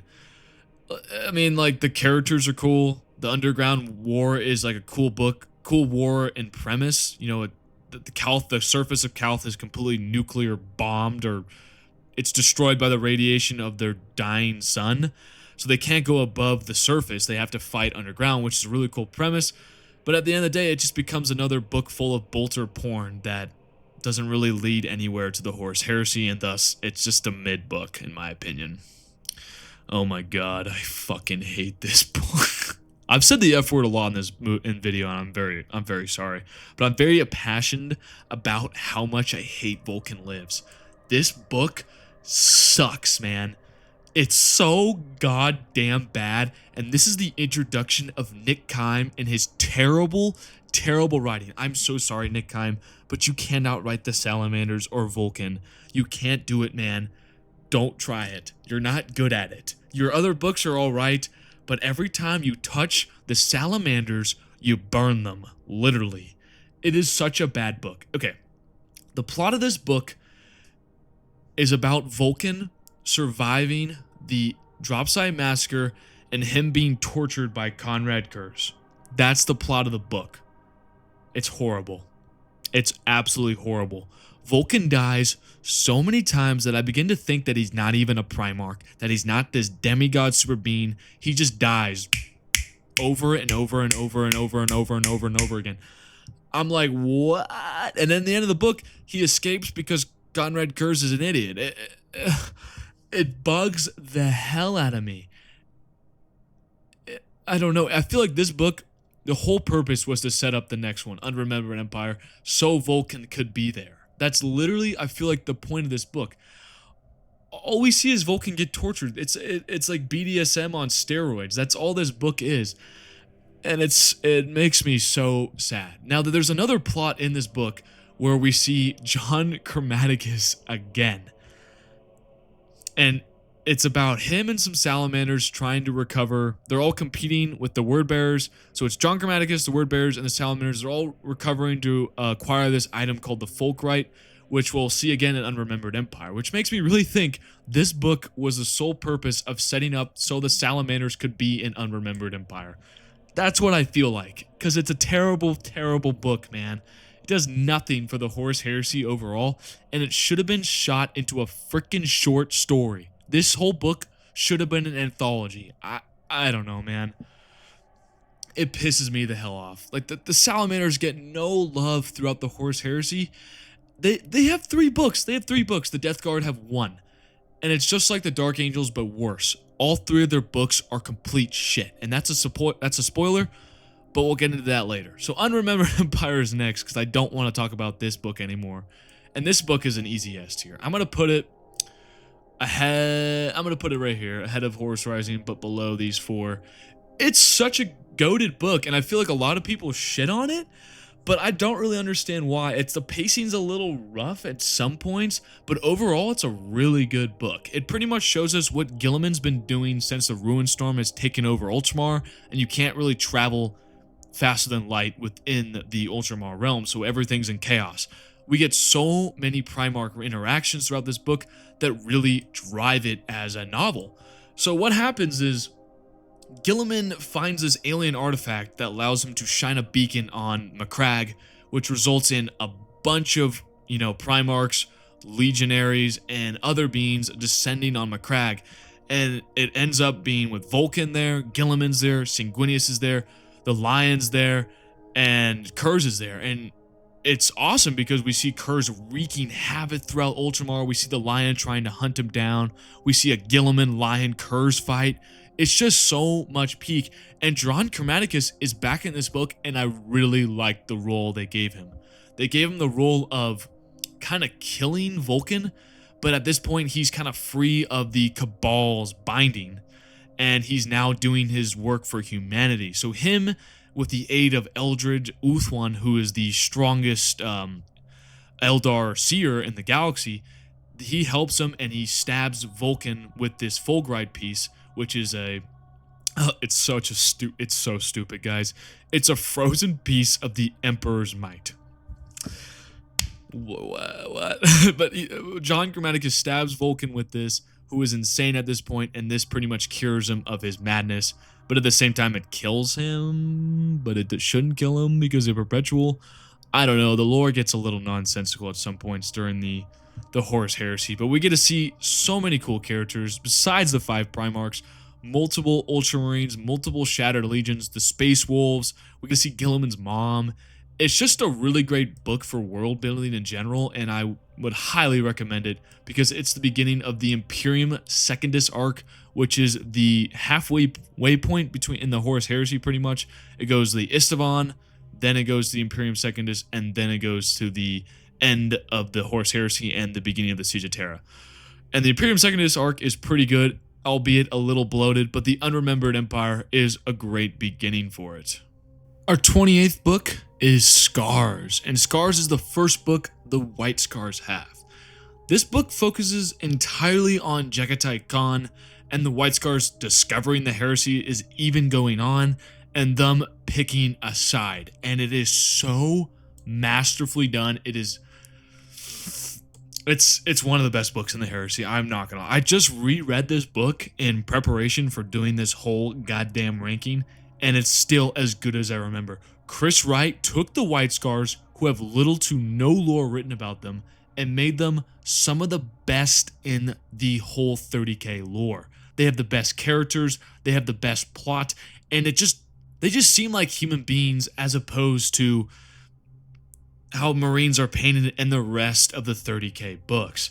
Just overall, it's a great book, and it could very well change your opinion on the White Scars and the Khan, and it sure did for me. He's one of my favorite Primarchs, and the 5th Legion is one of my favorite legions. It just shows what's been going on in the back of the heresy, what the White Scars have been up to, why they haven't really joined the heresy overall, and it shows how they had almost a civil war. Well, they did have a civil war between their 2 legions over the ruins of Prospero. It's a really cool book. You don't see anything like it throughout 30k, throughout the Horus Heresy novels. Easily in S tier. Easily in S tier. And with that, we're heading towards 29, the Vengeful Spirit. And this book sucks. This book is complete garbage. The only thing that saves it from not being in the cow hole is the night plot, which is kind of interesting, but it's pretty random and just seems thrown in there. This whole book revolves around Horus heading to Molech to gain the same powers that the Emperor gained hundreds of years ago. And it's terrible. It's how I would describe it is it's an overclogged piece of poop, and it deserves to be a D tier. There's just too much going on. There's a perpetual side plot. There's a Knights Errant subplot. There's the Night House subplot. There's Mortarion, who's using chaos for some odd reason, which pisses me the hell off. Why is Mortarion using psychic powers when he hates psychers? What? Hold on, I need a sip of coffee. Hold on. How are you guys enjoying the video so far? That was like a little spaz. Hold on. Yeah, it's a good sip. Yeah, but why is Mortarion using power, like psychic powers? That is one of the biggest flaws in the Horus Heresy, is the lack of a coherent direction from all the writers. And Chris Wright, who will later write Mortarion in the Siege of Terra books, frantically tried to fix Mortarion's character after this massive blunder in Vengeful Spirit. It's irreversibly destroying part of Mortarion's character. He's so against Psykers in the established lore, but then in this book he kills his whole Death Shroud to summon a demon. What? It makes no sense. That's besides the point. This book should have solely been focused on the Sons of Horus and Horus Lupercal in general, as he gains more power to fight the Emperor. That's how it should have been. There shouldn't have been all this random bullshit thrown into it, because it completely diminishes the book, and it makes Horus's quest to achieve the same powers as the Emperor look like it's nothing. I have so many gripes with this book, and it's one of the reasons why the Horus Heresy is not like a well-renowned series that people are like, you need to read this series. It's because of books like this, or False Gods, where the antagonist, I don't know, Horus as a villain is not that good. It's not very well written, and some of his parts are kind of like an afterthought. And it kind of drives me nuts. But next we have the Damnation of Pythos, the 30th book in the Horus Heresy, and mostly hated by the community. I'm not gonna lie, most of the community hates this book, and I'm not one of them. I think this book is interesting in concept. It's secluded from the rest of the Horus Heresy, has really no impact whatsoever on what's going on. But it's a kind of a nice slice of life. Well, not really a slice of life. It's kind of a book written about the Iron Hands, who are dealing with, not having supplies, not having communication, not being able to really know where you're going, and still trying to fight the traitor forces. And they arrive on this secluded planet, and horror and scary things happen. So it's kind of like written like a horror book. And I actually kind of like it.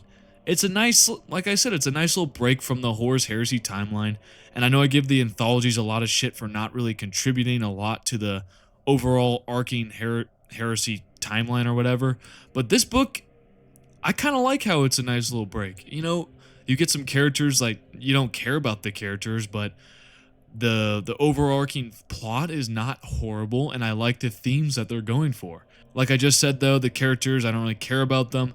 They make a lot of stupid decisions, and the book doesn't really have a point. But overall, I think it's decent. I'm going to put it in B tier. I think it's bottom of B tier, but I really don't hate Damnation of Pythos like the rest of the 40k community.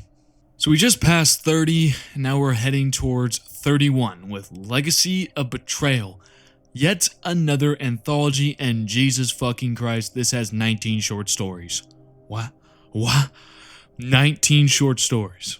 Brotherhood, Serpent, Hunter's Moon, Virtus Verum, Riven, Strike and Fade, Honor to the Dead, Butcher's Nails, Warmaster, Kryptos, Wolf Claws, Thief of Revelations, The Divine Word, Lucius the Eternal Blademaster, Karn the Eightfold Path, Cypher, Guardian of the Order, Heart of the Conqueror, Censor, and Bjorn the Lone Wolf.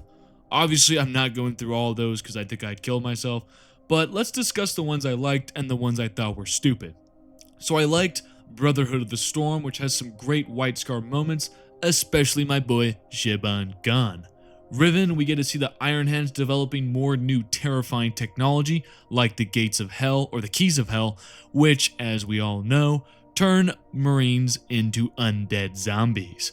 Honor to the Dead is an incredible high-action story that shows the Battle of Calth from both the Wordbearers and the Ultramarines' perspective.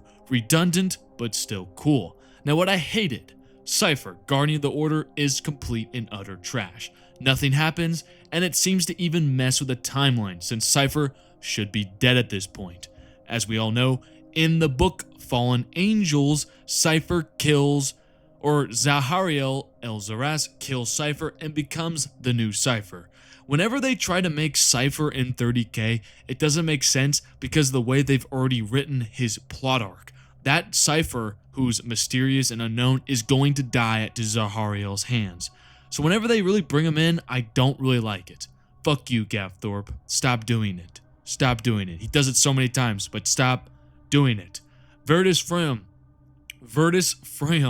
is a prequel to Damnation of Pythos, and it's a book that really did not need a prequel, and thus the short story sucks. There are a lot of the stories in this are kind of the same way. They're not very good, pretty mid. So overall, this book is I'm gonna give it a D. I'm gonna say it's not as bad as Vengeful Spirit, but it's not as good as the other two. It's just definition of mid, and this is a theme we're beginning to see. With the Primarchs at number 20, this was the number 31st book. We had a lot of good anthologies: Shadow of Treachery, Ages of Darkness, Tales of Heresy. The Mark of Calth wasn't horrible, but this is where we're beginning to slip into the anthologies are becoming simple roadblocks on the way to the Siege of Terra.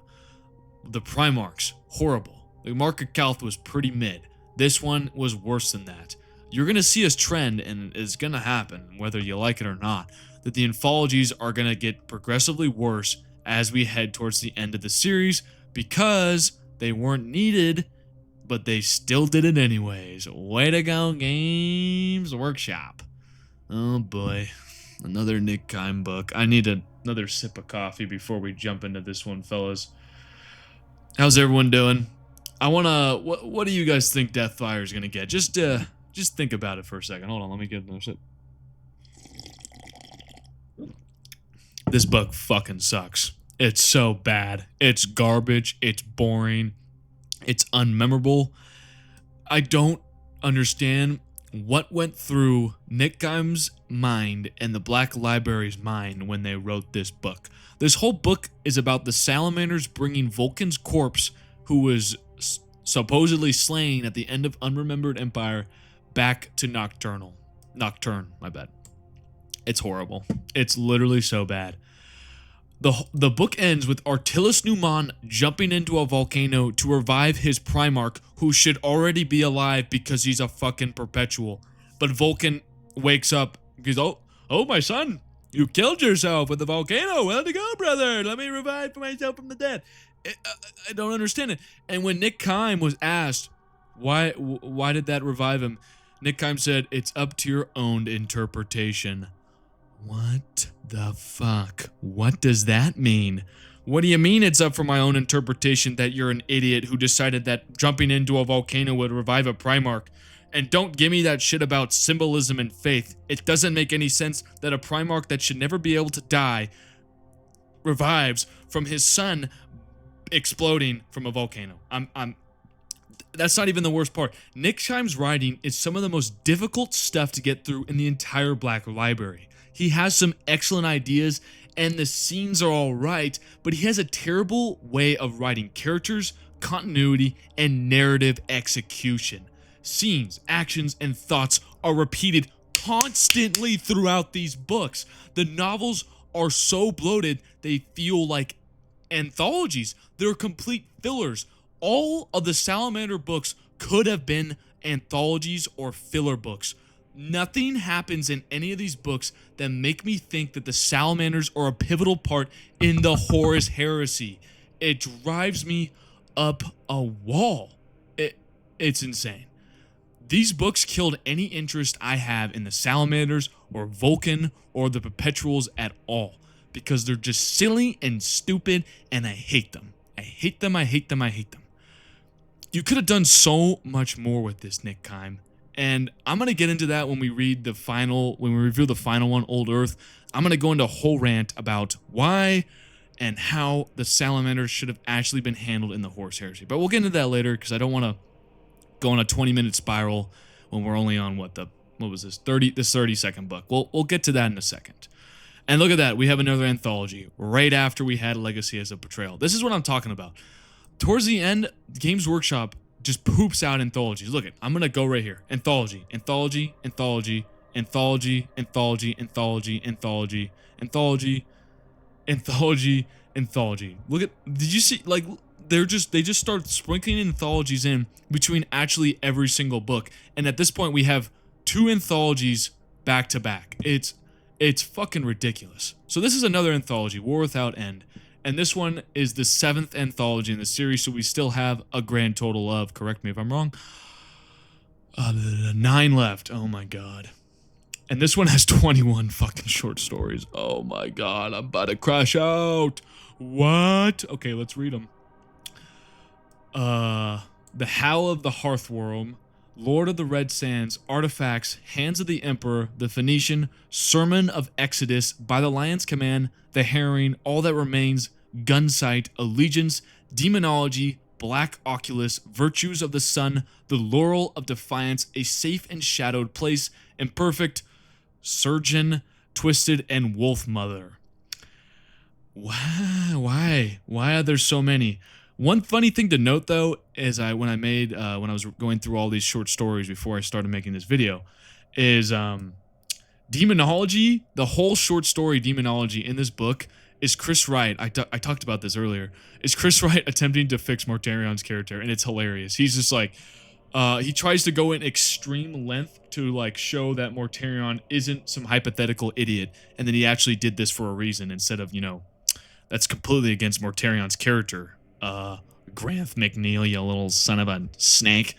But all these books are not very good. Some of my favorites are Hands of the Emperor, Lords of the Red Sand, and Allegiance, and the rest of them are pretty goddamn mid. And I think this book, it just goes right next to Legacies of Betrayal. It's more filler, more nonsensical stuff that we never needed. Sure, some of the short stories are like decent, but it's like, I don't need to know this stuff.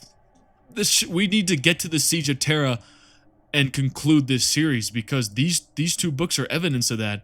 This is pure bullshit. This is money grubbing at its finest. This is GW just pooping out content, short stories, anthologies, novellas, just for us to purchase them on this already bloated series. And guys, please do not purchase any of the anthologies. If you do, just buy these ones, please, for the love of God.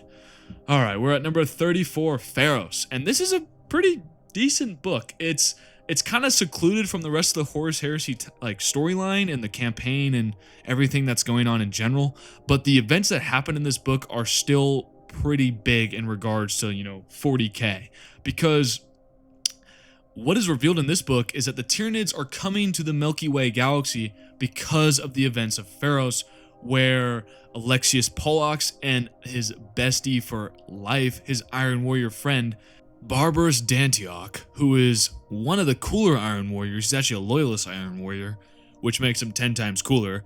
And him and Alexius Pollux have one of the coolest bromances outside of, Argyltal and Karn, but pretty goddamn cool. So what happens in this book is pretty much the Night Lords come across Pharos and they attack it, and the Ultramarines and Pollux and Dantioch that are stationed on the world try to defend it, and Dantioch dies in Pollux's arms, and it's really sad, and the Pharos device is destroyed. But this doesn't really go anywhere, because Guilliman, Sanguinius, and the Lion all decide to leave Imperium Secundus right after this book. So the events of Pharos do not have that big of an impact on the Horus Heresy, but they have a pretty big impact on 40k, because the Great Devourer, the Tyranids come because of the system of the Pharos. I think it's like a Necron tech. Whatever the device is, it overloads and a big beam of light shows, and the Tyranids are like, "Woo, light." And they start to head towards the Milky Way galaxy. Overall, it's a pretty solid book. Definitely not A tier, but I would say it's like right here. Just, there's not a lot happens, but Dantioch and Pollux are such a great combo of characters that you have to love this book. It's awesome. Oh my god, another anthology. Eye of Terra. Eye of Terra. This one is I'm going to say 8th, I think. So we have 1, 2, 3, 4, 5, 6, 7, 8. We have 9 anthologies left. Oh my god. This one has 16 short stories. The Wolf of Ash and Fire, Aurelian, The Long Night, Massacre, Brotherhood of the Moon, Inheritor, Vorax, Iron Fire, Red Marked, Master of the First, Stratagem, System, Sins of the Father, Herald of Sanguinius, The Eagle's Talon, Iron Corpse, and the final compliance of 6314. I would say this one is better than the last two, War Without End and Legacy of Betrayal, but it's still not very good. Aurelian is a really good one, really good short novel, as it looks at Lorgar and his journey into the Eye of Terror, where we see him kill an avatar of Cain and greater demons. Great moment for Lorgar. The Long Night shows Sevatar finally giving his psychic might and avenging a astropath choir master who showed pity on him. Massacre shows the Night Lords and what they did during Istvan 5. And then the Wolf of Ash and Fire shows the Emperor fighting alongside Horus during the events of Ulnor.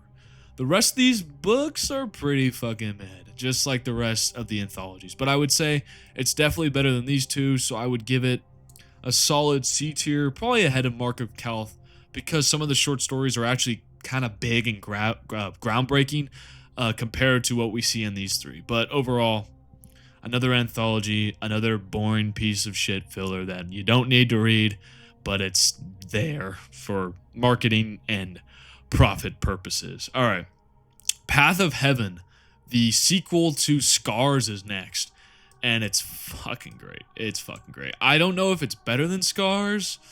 Yeah, it's better than Scars. It is a great book. Both of the White Scars books, Scars and the Path of Heaven, are so goddamn good. Because like what I said with Scars, is Chris Wright took a legion that had literally not much lore written about it, and he filled them out with so much girth. That perfect word to use, girth. That it makes the White Scars just so likable. It has some great moments. You have Quinja's death, you have Targutai's death, you have Torgan Khan's death, you have Mortarion boarding the Swordstorm, and then you have the White Scars finally returning to Terra. Let me go over the plot before I, go further. Is the White Scars have been fighting a grueling guerrilla campaign for 4 years now. And they're trying now to finally make it to Terra to fight the final battle, to fight in this siege of Terra. And they're trying to find this way, but they're constantly blocked at every avenue by these traitor forces.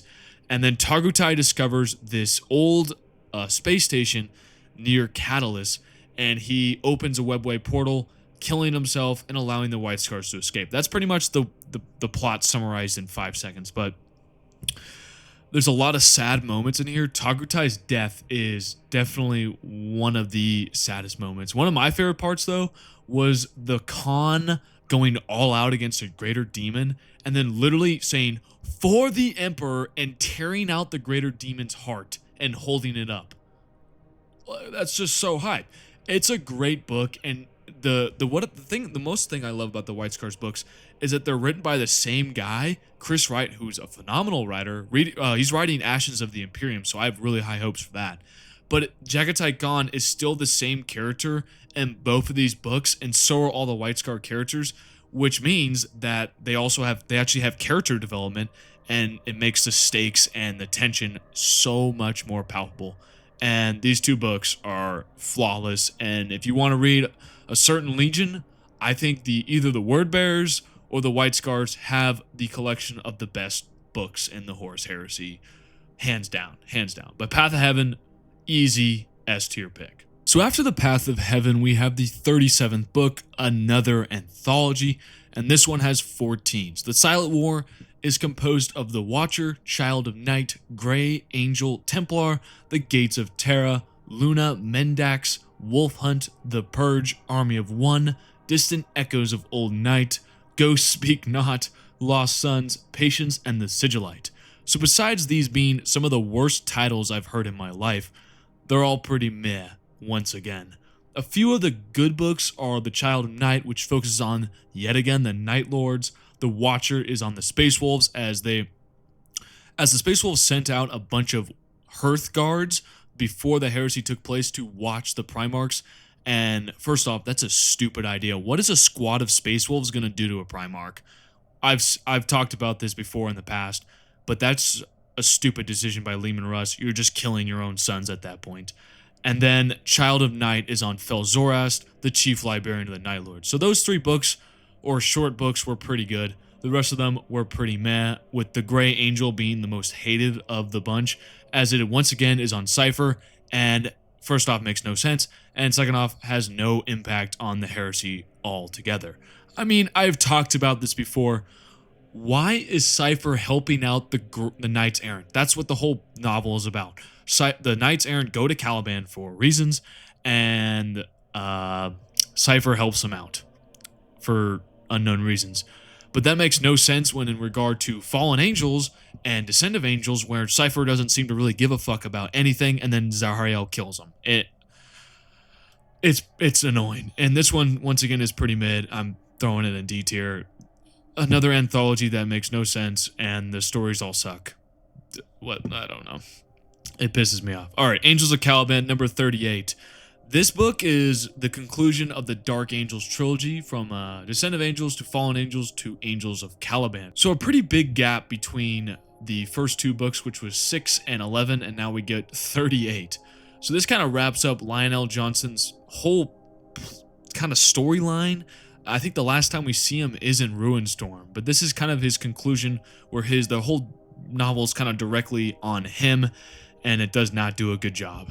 No, it's another disappointment. Lionel Johnson and all the Primarchs in this book, for the matter, look like complete and utter idiots. But I'm getting ahead of myself.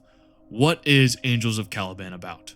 Angels of Caliban is all about Lionel Johnson being hell-bent on capturing Conrad Kurz, who has eluded him for almost, let's see, this was, I think, number 20. Let me look. How long is it? I gotta look. I wrote down all the book numbers. This is, oh my god, hold on. And, okay, 27. So 27 to 38, so 11 books. So he's eluded him for 11 books. It's pretty much the conclusion of Lionel Johnson and Conrad Kurz's arc that began sometime in some short novel. I think it was Savage Weapons, which I think is an Age of Darkness. So it began in it's a long feud that began in the beginning of the Imperium Secondus arc. And on the other side, once again, it's broken into 2 subplots. So we have the Lion chasing Kurz, and then you have the Luther on Caliban, who finally is about to declare independence from the Imperium. So we have, once again, a story that follows the same arc as Fallen Angels and Descent of Angels, where we see the book split into 2 parts. We have the Lion and we have Luther. It's definitely better than Fallen Angels. That's my first thing I want to discuss. It's a fun book with a ton of character interactions, but there are a lot of these characters that are assassinated, so to speak, and they just seem like idiots. Like the Lion, once again, seems like a man-child and an idiot, as the dude literally drops drop pods on Macragge, since Sanguinius said he couldn't bomb the planet to flush out Kurz. So instead he decides to drop a ton of drop pods on the city, and obviously Guilliman is pretty pissed off about it, and they almost beat the shit out of each other. This is just like, once again, the whole issue with Lionel Johnson is the Horus Heresy does not do him very well, and he gets next to no character development, as his character, once again, flip-flops between being trustful, being untrustful, and he keeps learning the same things over and over again, that he should trust his brothers, and then in the next corresponding books, it seems like he hasn't learned to trust his brothers, even though that's what his character should have learned. Like in Imperium Secondus, Conrad Kurz gets loose on the planet because Lionel Johnson doesn't tell Guilliman that he has Conrad Kurz in his fucking ship, and then he seems to learn the same lesson, that he should trust his brothers at the conclusion of this book. I don't know. Some good moments are the trial of Conrad Kurz, Kurz and the Lion's final duel, and then the end of the book, all 3 of them decide to head towards Terra, which we will see in Ruinstorm. So, I mean, I don't know. The Primarchs just seem like complete idiots, and Gav Thorpe really doesn't do any favors to Lionel Johnson in this whole book. I'm I'm really torn here. I want to put it in C tier, but I feel like it's not that bad of a book. But at the same time, the treatment of Lionel Johnson is one of the most horrific things I've seen in this whole Horus Heresy.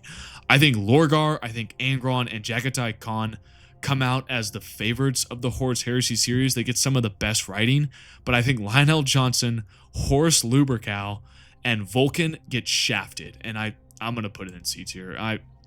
I can't justify putting it in B tier.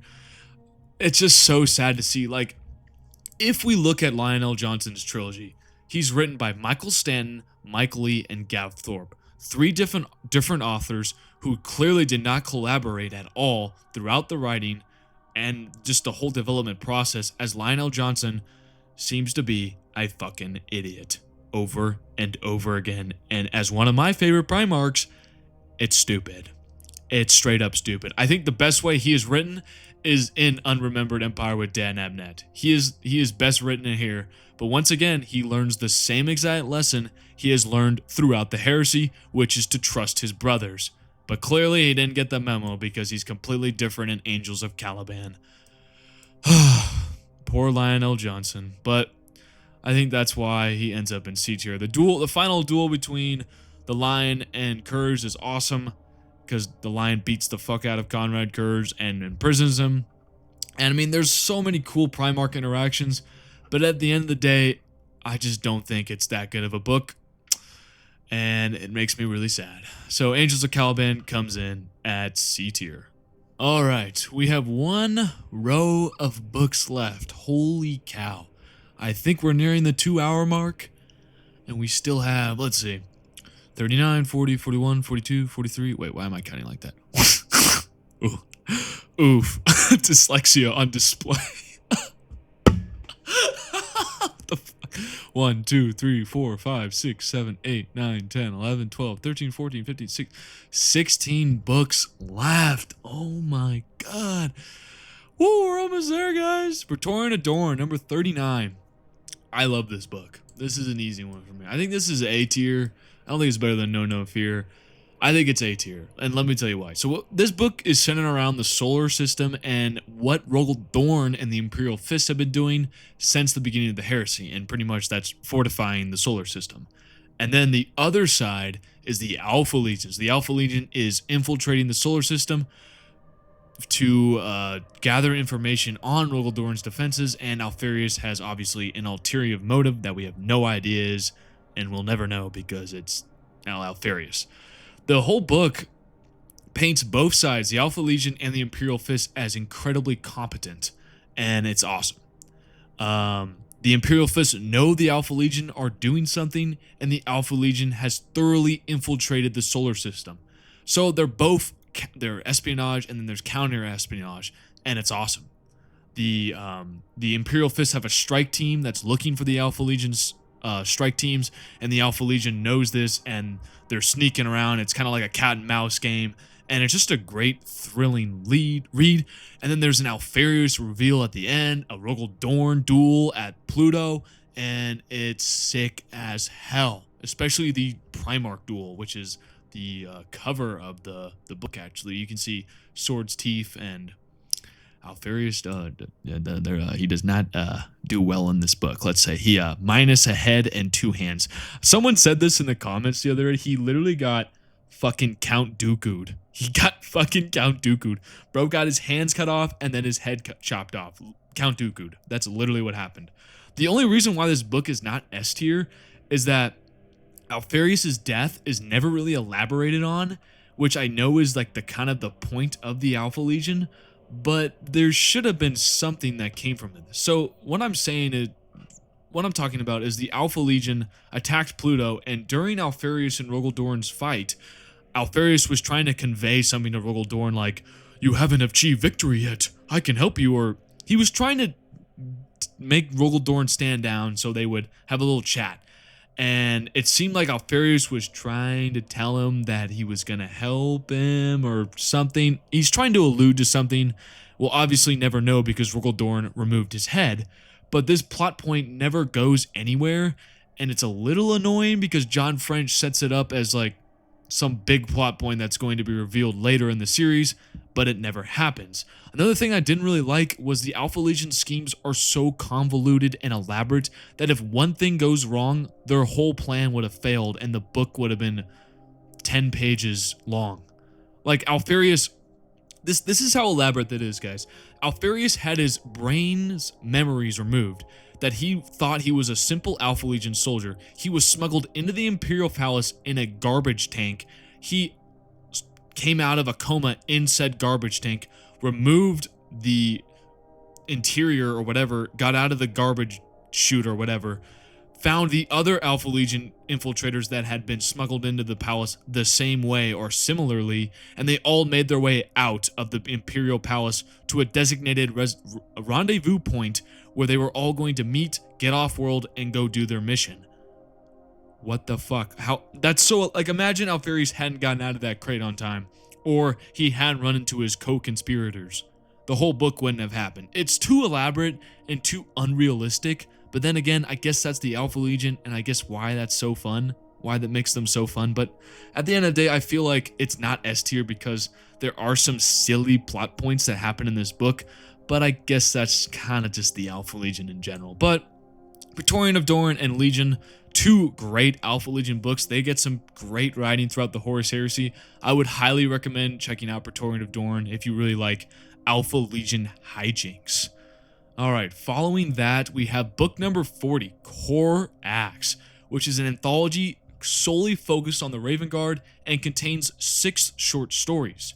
Corax Soulforge, The Shadow Masters, Raven Lord, The Value of Fear, Raptor, and Weirguild. And what the fuck is this book? This is not a good book, guys. I hated this book.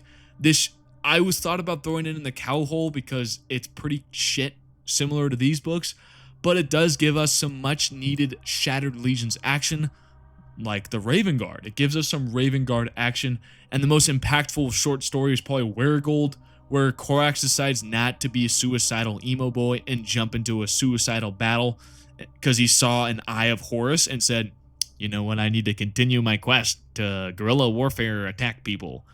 I'm not kidding, that's literally what it is.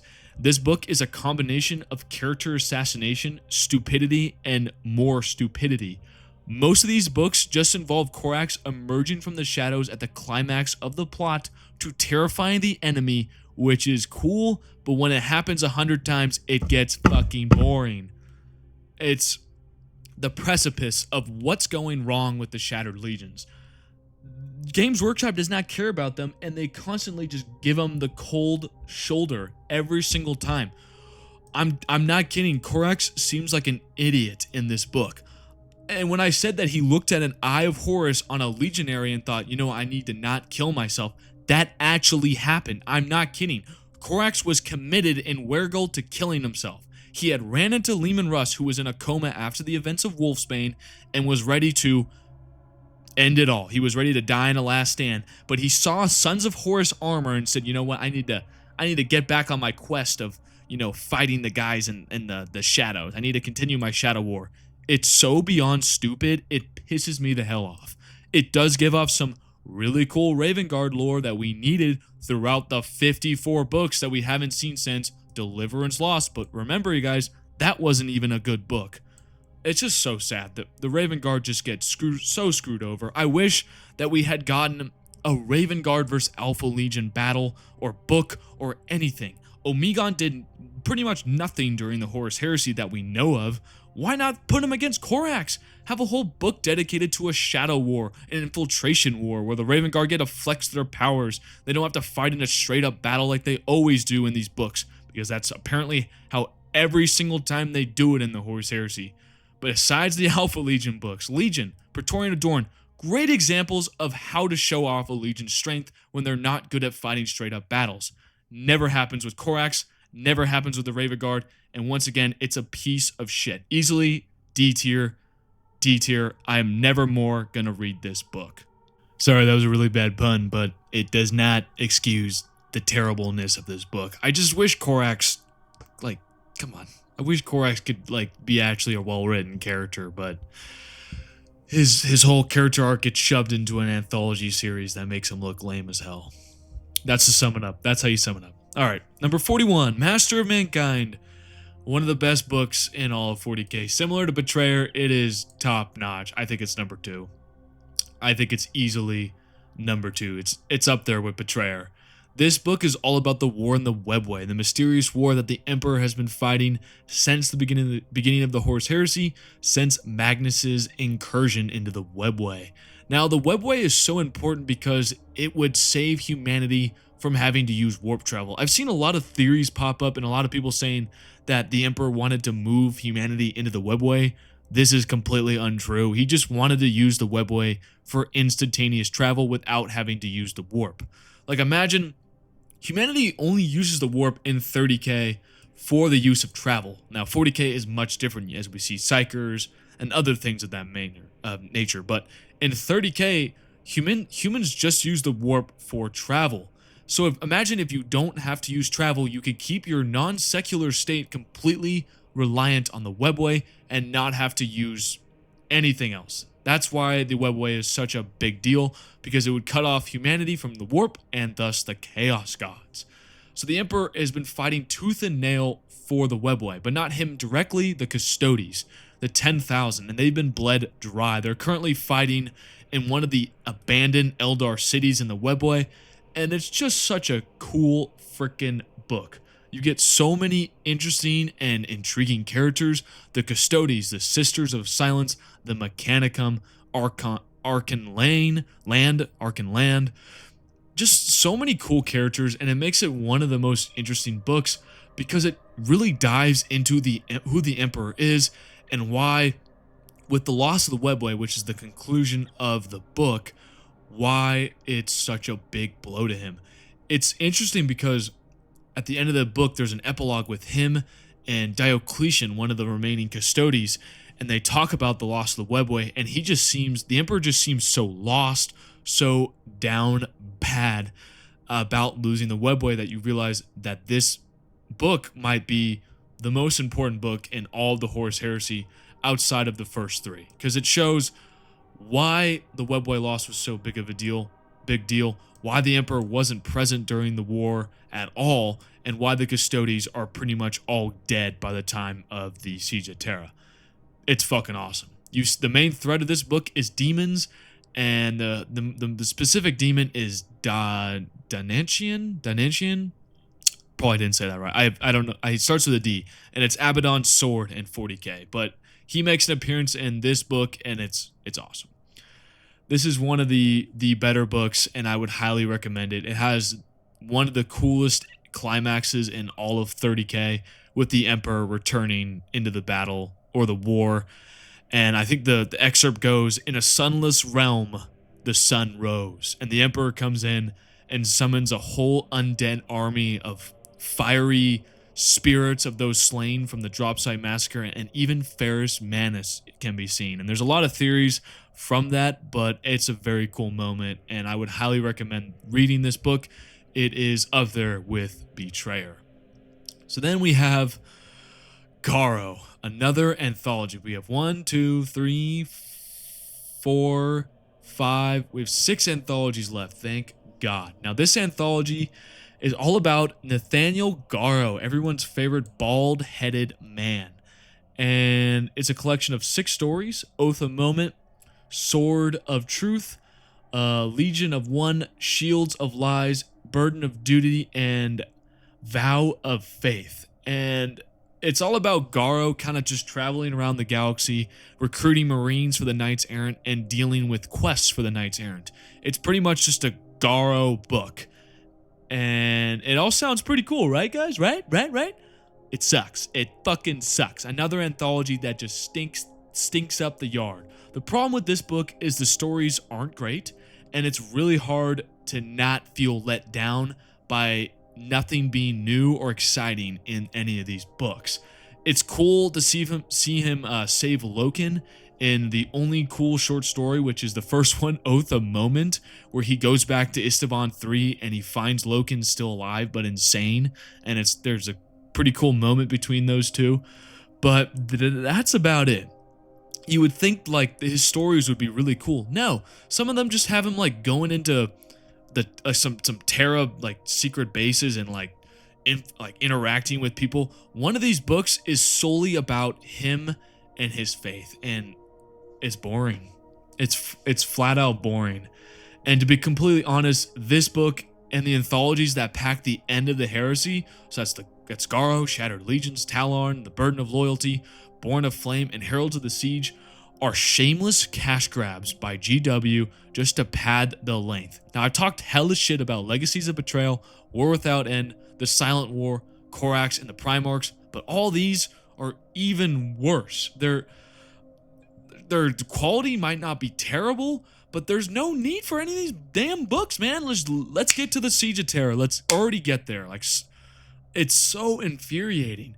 And I don't know, it just makes the content of all these books just feel so diminishing. The only thing I want to say, if you want to check out Loken, read Oath of Moments, the first short story in this whole goddamn shit show. If you don't read it. You know what, fuck. It's really, it's really not a good book, but I don't think I can justify putting it in the cow hole. Like, it's about Garo, and Garo's an interesting character, but he's just so boring. Like, if you're a big Garo fan, then you'll like these. If you're not, you'll be so bored you won't even get past the second one. That's how I see it, to be honest. It's a definition of a bald shit show. I apologize for the length of this, guys, but it's kind of hard going through 54 books in one sitting without losing your brain cells. We're getting there. We have 12 left. Shattered Legions. Back-to-back anthologies. Thrilling. Absolutely thrilling. Thanks, Games Workshop. Thanks for doing that. This one's actually not bad. I kind of just shit on them, but it's actually not bad, and I'll get into that in a second. But it has 11 stories. Medusan, Unforged, Immortal Duty, Grey Talon, The Keys of Hell, The Noose, Deeds Endured, Unspoken, The Ether, The Hand Elect, and The Seventh Serpent. Once again, a collection of anthologies focused entirely on, you guessed it, the Shattered Legions. And that is, I don't hate this book. I really don't hate this book. I think it's actually pretty decent. I'm going to give it B tier. Back of the pack B tier.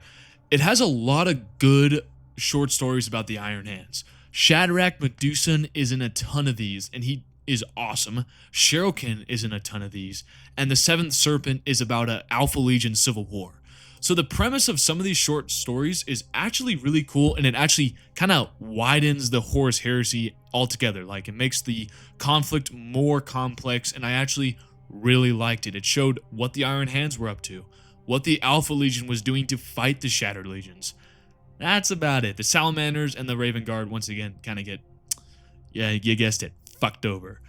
But the rest of the stories are pretty cool. I did like this, but I'm going to chime about why did Games Workshop decide to relegate the Shattered Legion stories exclusively to anthologies?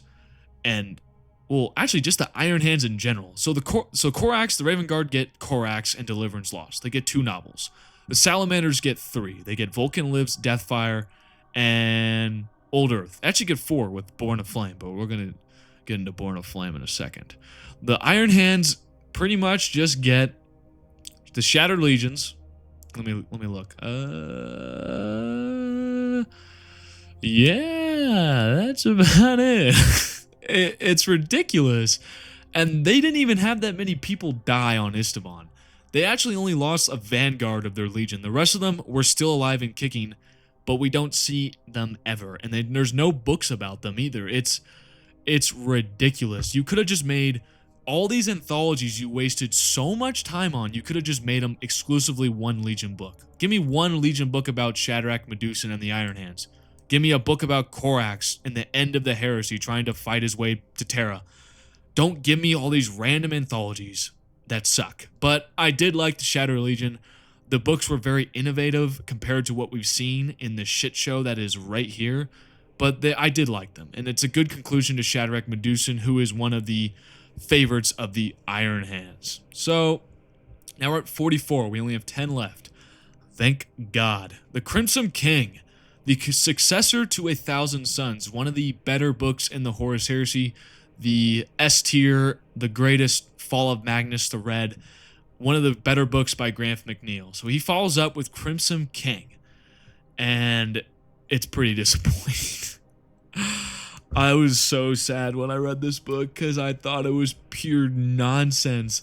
The book is cool on paper. The plot's quest is to rebuild Magnus the Red, who has been shattered into multiple different shards of Magnus, and on Prospero, or no, the planet of sorcerers, Magnus is beginning to fade because he's not completely whole. So Ahriman and his little band of heroes, or I guess villains at this point, go out into the universe to go find the Crimson King's shards, which are sprinkled throughout time and space.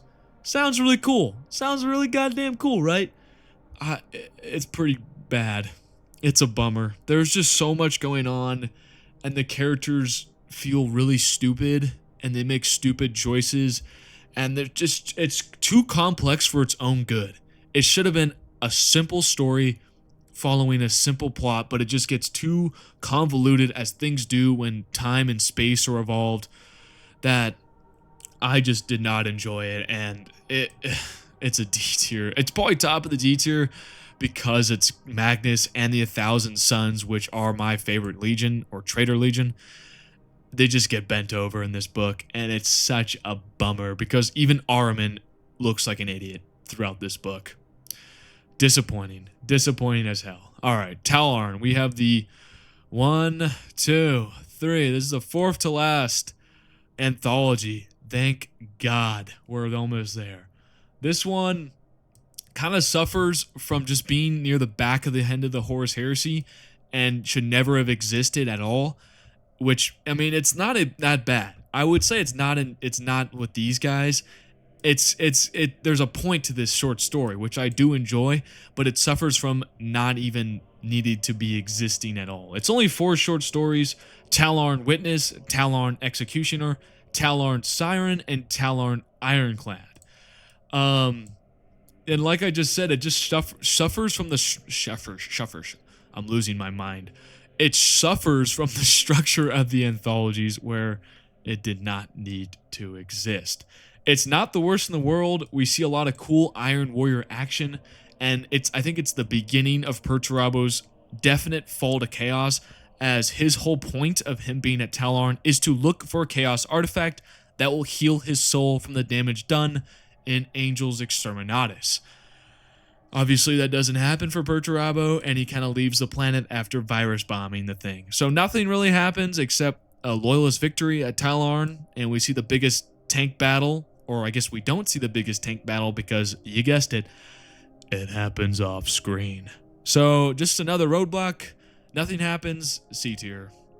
I'm actually going to put it ahead of these two because it has some interesting stories that aren't really represented in like books like Eye of Terra or Mark of Calth, but once again, nothing happens, and it's pretty much irrelevant to the Horus Heresy. Okay, Ruined Storm is next. Number 46. We are 8 away, right? Or am I miscounting? 2, 4, 6, 8, not 9. I'm sorry, I lost count.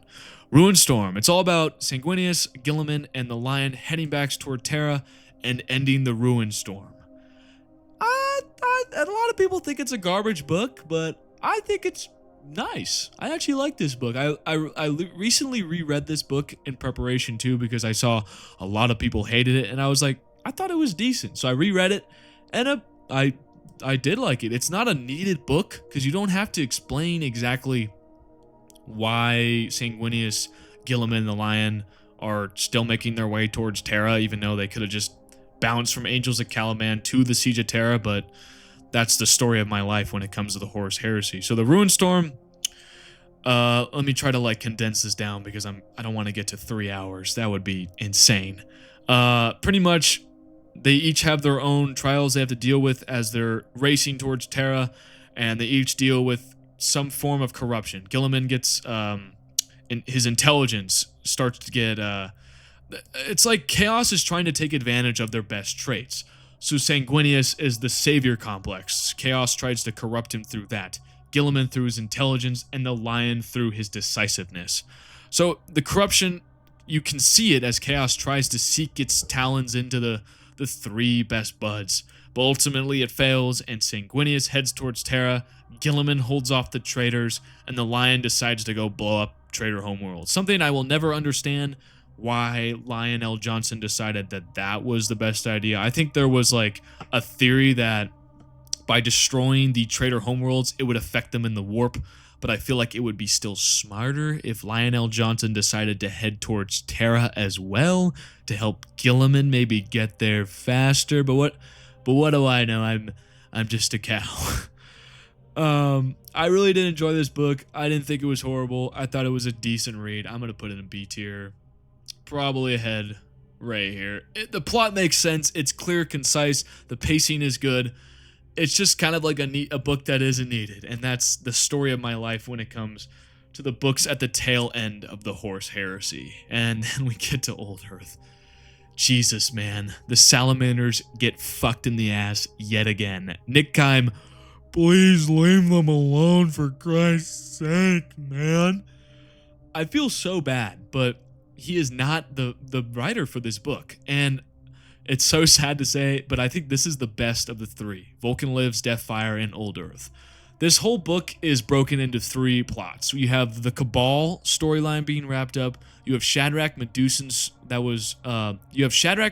plot being wrapped up that was started in Shattered Legions, and then you have Vulkan's final journey to Terra. The Cabal plotline is alright.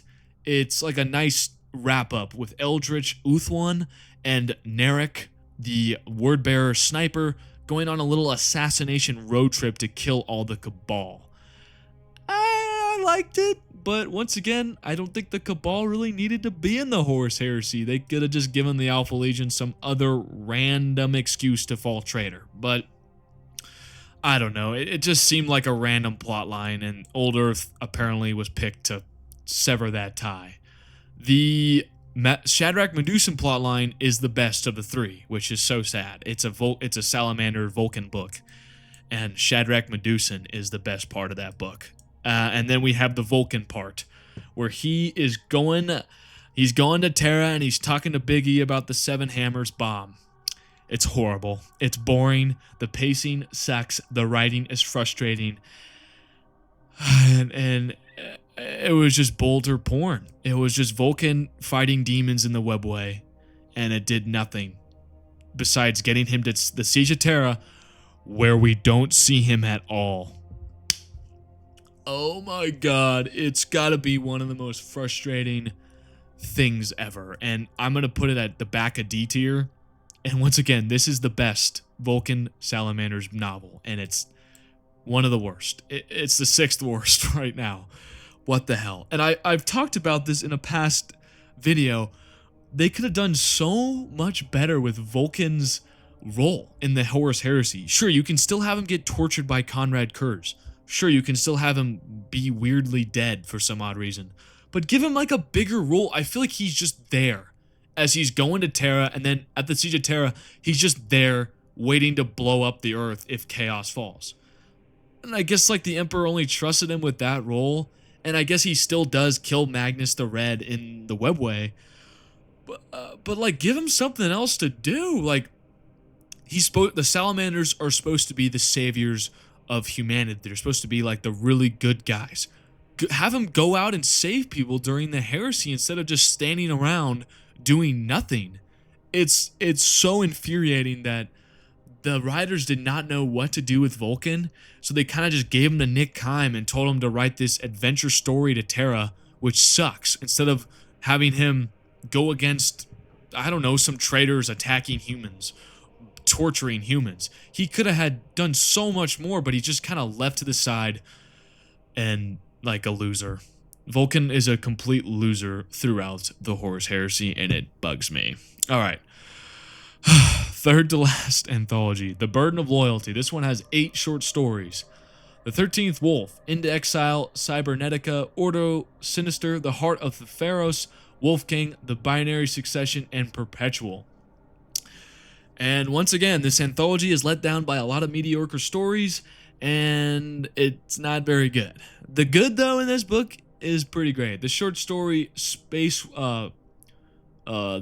Wolf King is really good. It gives us a really in-depth look at Leman Russ and just how he's ruminating over the failures he's had throughout the Horus Heresy, Alexius Nebula, the Prospero campaign. Just, it's a great look into how human he is as a character. But that's about it. It's, once again, just another roadblock, and since it's so short, and only 8 stories, and some of them are good, and most of them are bad, but some of them are really good, I'm going to give it a C tier. Back a C tier. I really like the Wolf King. That was about it. The rest of them can eat a bag of dirty socks, and I don't care, because I just want to get to the Siege of Terra at this point. Why am I reading this random footnote in the Horus Heresy? It's the anthologies, man. They're so taxing upon your soul. It's ridiculous. Following the Burden of Loyalty, we have one of the last good Horus Heresy books, Wolfsbane. This is widely known as one of the better Horus Heresy books, and it features Leman Russ against Horus Lupercal, and it kind of completes Horus Lupercal's arc to becoming as powerful as the Emperor of Mankind.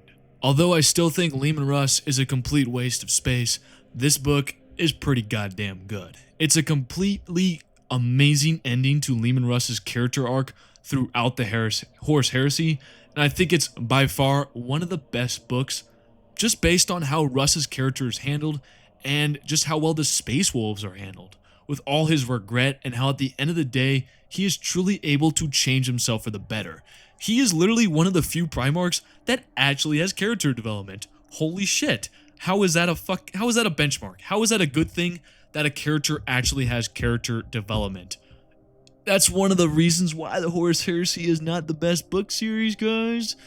The Primarchs don't really develop as characters. They're just kind of there. They're tools to push the heresy. That's kind of their role. But Leman Russ actually gets good character development. Unlike so many of the other Primarchs who remain stagnant or regress, Russ makes mistakes, Prospero, Alexius Nebula, learns from them, regrets them, and then finds a better way to deal with them, be a better person, which is a great journey for Leman Russ, and makes him one of the best Primarchs.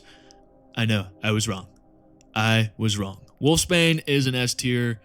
I gotta figure out where though. I think it's right here. I think it goes between a Thousand Suns and Scars.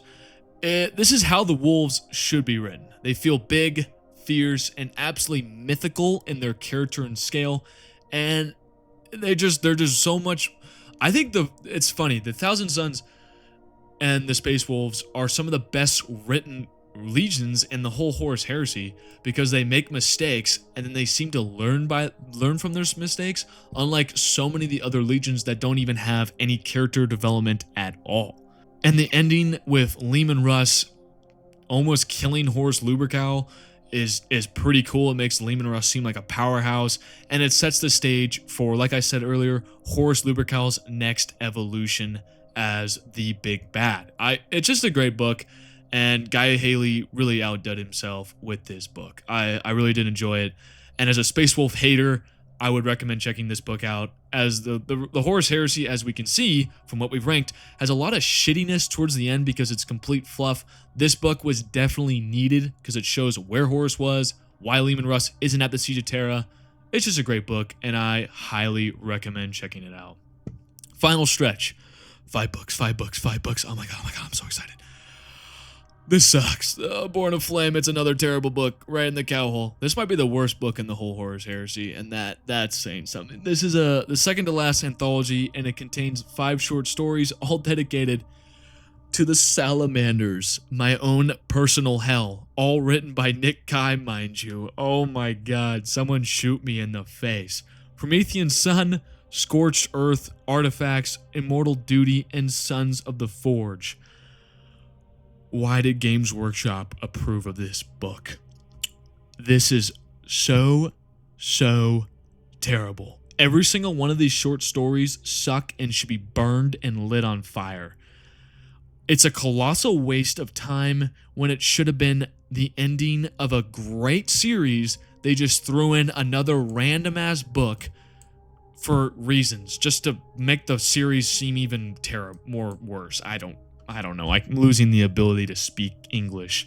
This should have came out way before Vulkan Lives because it's a collection of loosely related salamander stories that are non-represented on a You know what I mean? It's not connected. It's not connected at all. It's random salamander stories that have no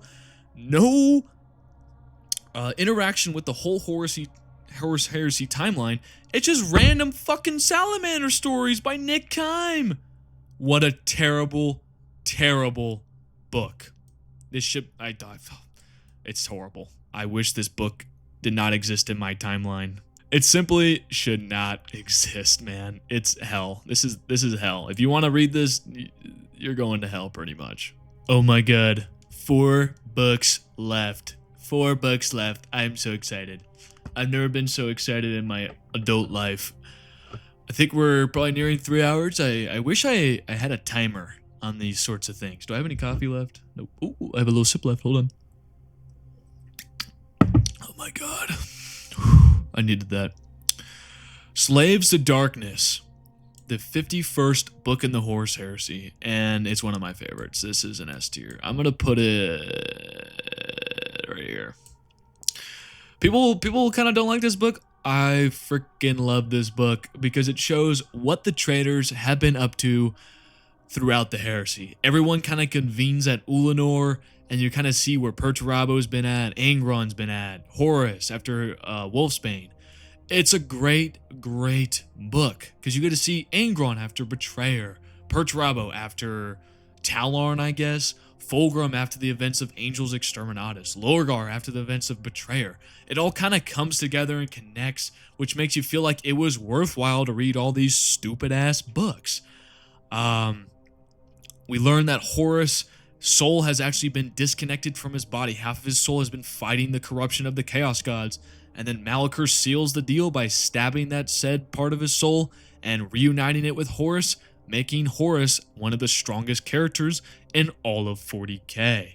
We also learn that Lorgar wants to gain power and attempts a coup with Fulgrim, using Fulgrim as his slave, using his true name to command him. It's just a lot of cool plots, and we see a lot of cool traitor moments, and I really enjoy this book, and I think you guys would too. We also learn that Fulgrim's been getting pegged by Nakari this whole time, so gross. But seriously, a great book that doesn't make the traitors look stupid as hell. That's pretty much a win for me. That's a win for me. 3 left. Heralds of the Siege. Heralds of the Siege. My Papa Boy, Papa Dorn on the cover. And oh my god, it's the last anthology.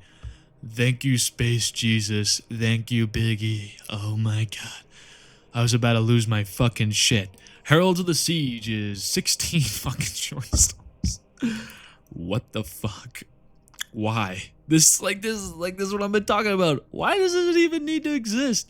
I think the whole point of this book was to serve to close up the loose ends that the rest of the Horus Heresy had kind of just left open, and I think that it does a alright job at doing this. But the 16 stories are the Grave Raven, Myriad, Valerius, the Ember Wolves, Black Shield, Children of Sicarius, Ecothism, the Painted Count, the Last Son of Prospero, the Soul Severed, Dark Compliance, Duty Waits, Magisterium, Now Peels Midnight. These are like the silliest titles. Dreams of Unity, and The Board is Set. I think they're all pretty mid. I think I've said that a lot. You don't really need to read them. The only one that really annoys me is Grey Raven, which is not related to the Siege at all and does not need to be in this collection of weird random stories. It has a lot of fewer anthologies than some of the books we've discussed, but most of it is just bolter porn once again, and it just bloats the series even more. So it's another edition. I do like how it ends the many loose ends that the Horus Heresy and its bloated girth has produced, but I think it's a good solid Z tier. Yeah, I feel like this whole video is like a study on how long a man can stay focused at his computer screen while dying from discussing anthologies 16 fucking times. I think that's a good study right there. The answer is I'm close to a mental breakdown. Titan Death, second to last. Really mid book. It's so mid, guys. It's all about the Battle of Better-Garmon, which is the prelude exactly to the Siege of Terra. So This actually happens before Slaves to Darkness, where the traitors all gather at Ulanor and make their final push to Terra. This happens exactly before that. I don't know why they decided to add yet another book to the bloated ass series we're talking here. It should have really just ended with Slaves to Darkness, and I wouldn't really care if Mortarion and his Death Guard kind of got sidelined. I truthfully would not give a rat's ass if I didn't have to read another fucking book. But Titan Death, it's not needed. It's the Battle of Better Garmon, which is the last system right before Terra. And it's as you thought it would go. Horus wins. Sanguinius tries his best, but he gets baited into a trap. And the Loyalists lose and have to retreat to the solar system. It's a pretty big letdown because I thought it'd be a lot cooler because it's called Titan Death, but you don't really see a lot of Titans fighting. And when you do see the Titans fight, it's kind of boring. So, I'm gonna put this ahead of the anthologies, but it's not very good, and it's really disappointing, and it makes me want to cry myself to sleep. But Titan Death comes in at C tier, and here we come, the last book in the Horus Heresy, Buried fucking Dagger. So this book is broken into 3 parts like many of the Horus Heresy novels. It covers Mortarion's past on Barbarous, the fall of the Death Guard to Nurgle, and the beginning of the Grey Knights for some odd reason, because Games Workshop didn't want a novel completely dedicated to the Death Guard for reasons. The first 2 parts that I just said, the Death Guard and Mortarion's arc, pretty goddamn good. I really like those parts. The Grey Knights part, utterly trash. It makes me so sad. On one hand, I love Mortarion's fall and the characterization of his legion. The book's climax, where it overlays Nurgle's convincing Mortarion to fall to chaos with the Emperor convincing Mortarion to join the Great Crusade, is a pretty goddamn good comparison, and I really like that. But on the other hand, the Knights Errant becoming the Grey Knights, why was that in this? It should have been in the anthology. See, that's what I'm talking about. Minor events like this, the Grey Knights formation, Vulkan heading back to Terra, why weren't those the center of the anthologies? Like, I don't really need to know that. Like, who cares about the Grey Knights Foundation? Mortarion's Fall to Chaos should have been its own fully length book, with him being the center of attention. I don't really understand it, and it really bums me out that this is all we get of the Death Guard throughout the Horus Heresy. Sure, Mortarion's in Scars, he's in the Path to Heaven, and he's in the Vengeful Spirit. He's not very good in the Vengeful Spirit. He's good in Scars and the Path to Heaven, where Chris Wright attempts to save his character. But I don't know. It's kind of a real bummer, and I'm gonna put it ahead of Fulgrim. I'm gonna put it right here, near the top of B tier, because the Death Guard parts are really solid, and Mortarion's Fall is handled pretty well. But there are just some silly moments besides the Grey Knights that make me question everything. Why the hell is Typhus able to kill all these the navigators on the Death Guard fleet without any eyebrows being waved? And Mortarion's like, you know what? This is a man of integrity. Let him pilot the ship. What? It doesn't make any sense, and it's such a sad way to end the Horus Heresy. It should have ended with Slaves of Darkness, maybe with its own subplot of Mortarion falling to chaos. For Christ's sake. But that ends it. Let me see if I can get a zoom out here. There we go. This ends the Horus Heresy scoring, and I think it did pretty well. I hope I did pretty well. Let's recap. So the top book, in my opinion, is Betrayer, which sees Angron's complete fall to Khorne and the beginnings of the Rumen Storm. Master of Mankind was second, Slaves to Darkness third, the First Heretic fourth, The Path to Heaven fifth, followed by its sequel, Scars was sixth, Wolfsbane seventh, 1,000 Suns eighth, Prospero Burns ninth, The Unremembered Empire 10th, Horus Rising 11th, and The Shadows of Treachery, the only anthology to make it an S tier at 12. No Fear was 13 in beginning of A tier, just missing S tier. Praetorian of Dorn was 14, Fear to Tread 15, Mechanicum 16th, Legion 17th, Galaxy in Flame 18th, Age of Darkness was 19th, the only anthology to make it in the A tier. 20th was Flight of the Eisenstein. Buried Dagger was 21. I forgot the count. 1, 2, 3, 4, 5, 6, 7, 10, 11, 12, 13, 14, 15, 16, 17, 18, 19, 20, 21. Pharos was 22. Fulgrim was 23. Ruinstorm was 24. Tales of Heresy was 25.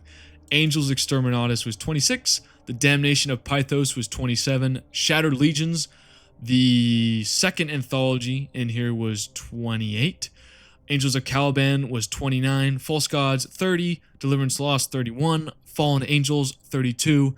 Titan Death 33. Talarn 34. Eye of Terra 35. Mark of Calth 36. Burden of Loyalty 37. Heralds of the Siege 38. The Crimson King 39. Descent of Angels 40. Nemesis 41. Legacies of Betrayal 42. War Without End 43. The Silent War 44. Vengeful Spirit 45. Corax 46. Garo 47. Old Earth 48. I don't know if I counted right here. Battle for the Abyss 49. The Primarchs 50. The Outcast Dead 51. Vulkan Lives 52. Deathfire 53. And the worst book in the Horus Heresy, in my opinion, Born of Flame. So that does it for the recap. That was intense. I forgot the numbers right around here. It's very interesting when you look at this that there's only 2 anthologies past A tier. There's 2 anthologies in B tier. There are 1, 2, 3, 4, 5 in C tier, and there are 1, 2, 3, 4, 5, 6, 7 D tier and below. It's pretty goddamn sad. Why? If you're listening to this Games Workshop, I'm just gonna, why'd you do it? And I know the answer, money. Okay, I shouldn't have even asked. Okay, let's go through the Dark Angels. We're gonna go, let's go Legion by Legion. We'll go through each Legion scores, and I'll just give like a resounding summary on each of them. Starting with the Dark Angels. The Dark Angels had 3 books focused on them, kinda. You could kind of catch the Unremembered Empire as them, but I'm gonna kind of say that's an Ultramarines book. Dark Angels had Descent of Angels, Fallen Angels, and Angels of Caliban. Wow, all 3 had angels in the name. Are they the Dark Angels? Yeah, wow, that's so cool. They're pretty mid. They have 2 in C tier and 1 in D tier. Absolutely terrible treatment of the boys in black and red. Could have been so much better. Okay, Emperor's Children next. They had Galaxy in Flames. I'm going to count that as one of their books. Fulgrim and Angels Exterminatus.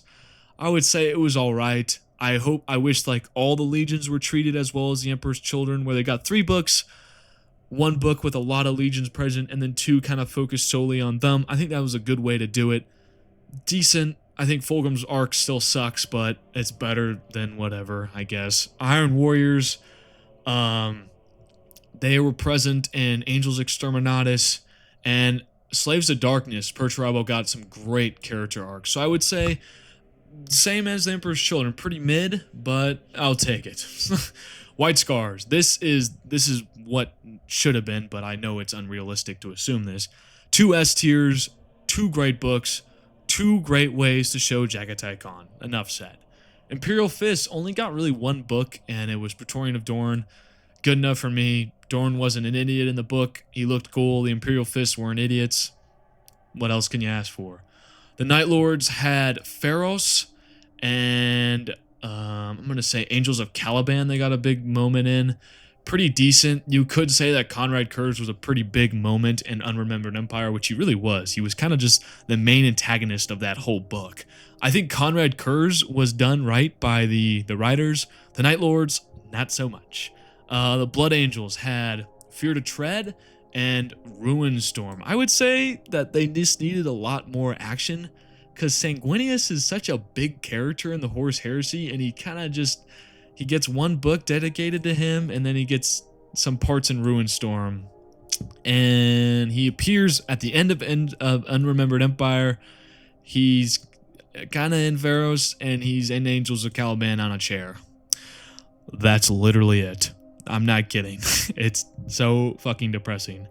Iron Hands. Iron Hands are kind of in Fulgrim, kind of not.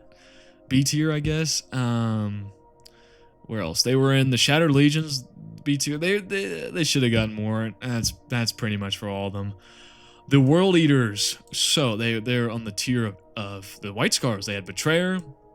They had Slaves to Darkness. We see Angron and Karn fully committed to chaos, and Galaxy in Flames. They have some great characterization. I love it. The Ultramarines. They had No Fear. They had Betrayer. Oh my god, Betrayer was awesome. Mark of Calth, I guess, but it was pretty mid. Unremembered Empire, Pharos, and Ruinstorm with Gilliman's parts. Obviously, the Ultramarines got a lot of action during the Horus Heresy, even though they, didn't fight during the siege. And I think that kind of makes sense because they're trying to make up for all that they weren't there for the Siege of Terra, so it makes sense. They got to help out those Ultramarine fanboys, the boys in blue, the Smurfs. I'm totally losing my fucking mind. We're almost done. The Death Guard. Death Guard were alright. They had Galaxy in Flames, Flight of the Eisenstein, and Buried Dagger.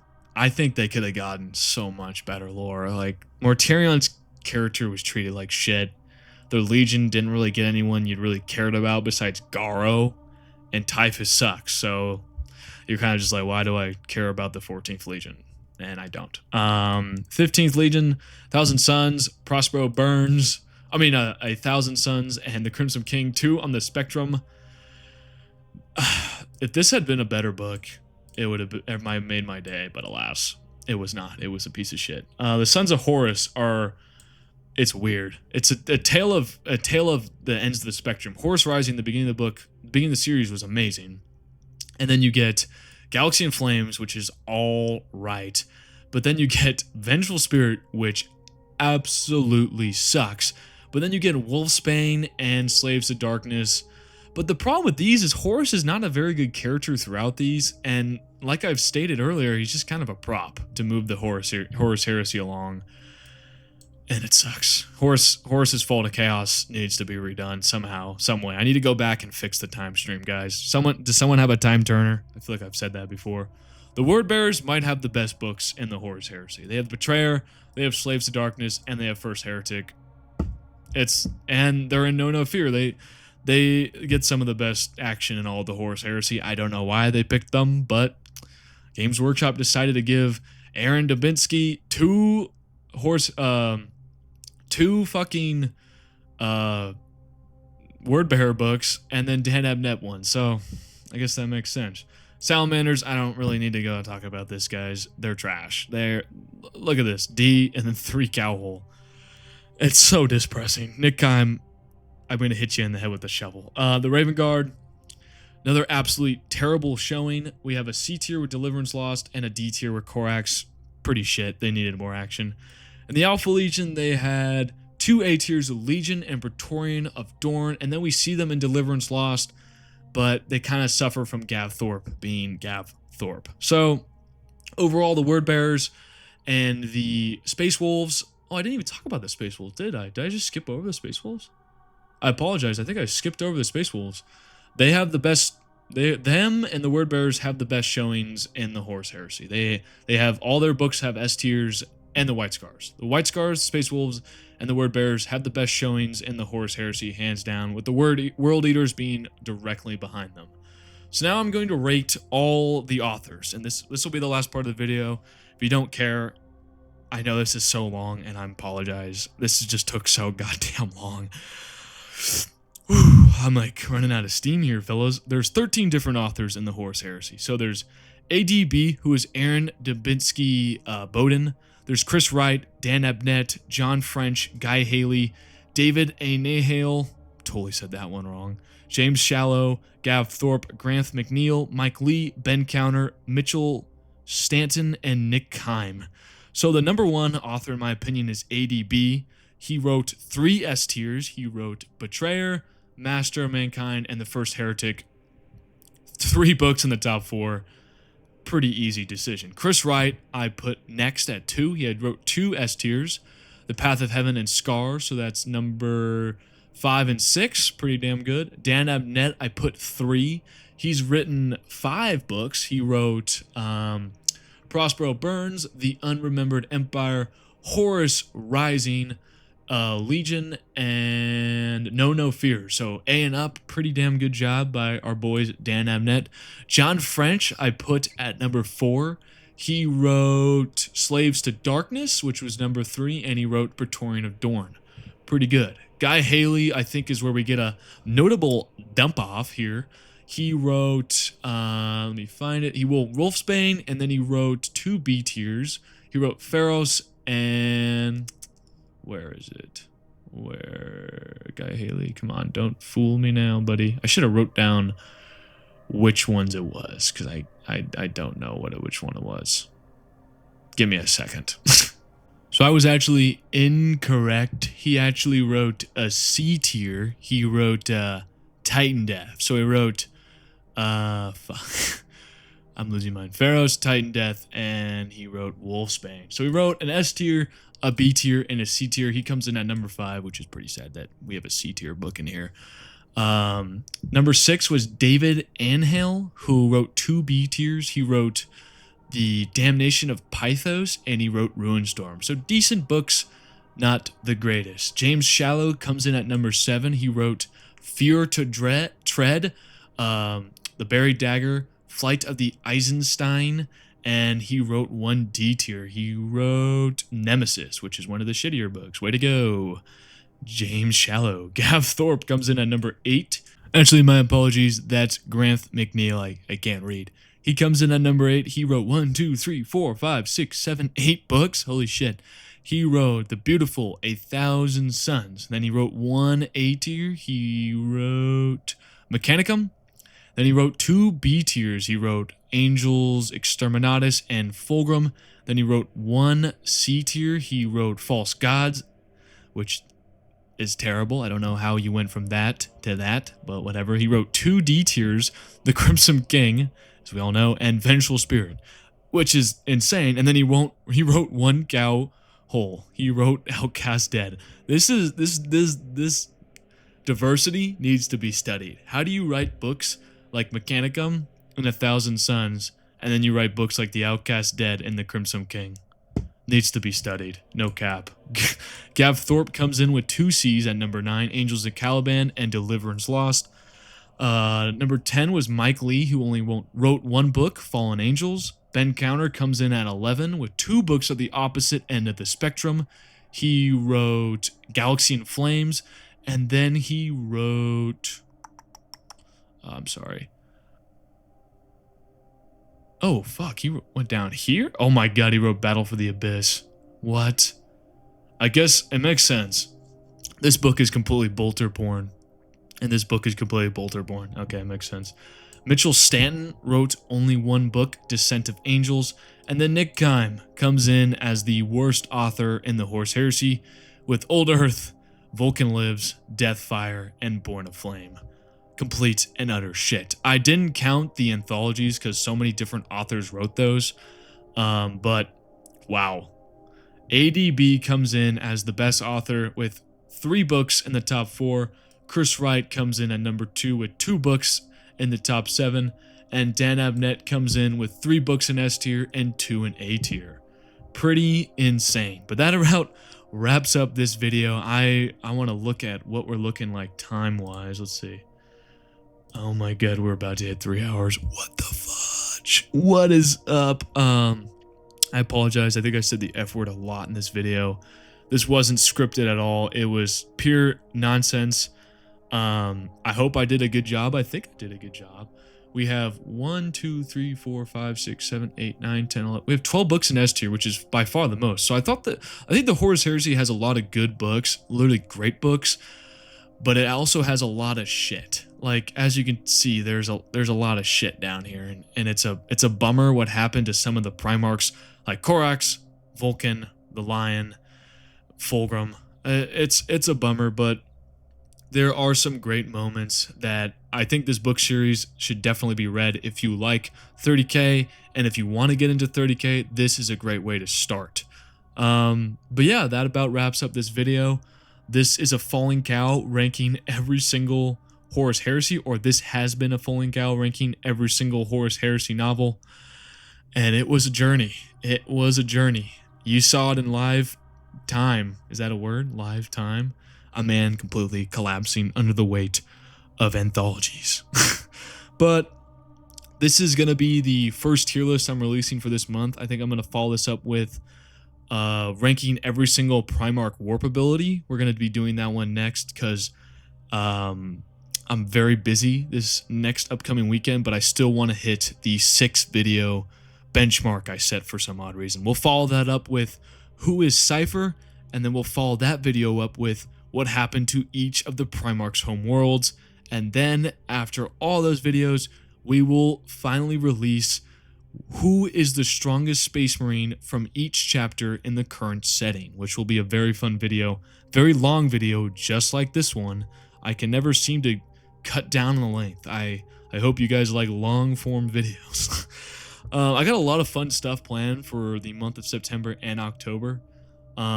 If we get to 10K relatively soon, which I think might happen, knock on wood, I think I'm going to release a Star Wars versus the 40K universe video, which I'm going to have to do so much research on because I don't know a ton about Star Wars. I used to know so much, but there's so much new stuff that I have literally no knowledge about. So that'll take a minute to curate and edit and research and all that fun jazz. But that will be a fun video. I hope you guys enjoyed this one. Stay milked. Let me know down in the comments what you thought was correct and what you thought was wrong, and then what your favorite or least favorite Horus Heresy book is. I'd love to just chat about it because I think this is a pretty solid series regardless of how silly some of these books are, looking at you, old Earth. But that about does it. Stay milked, guys. Stay beautiful as hell, and I will see you in the next video.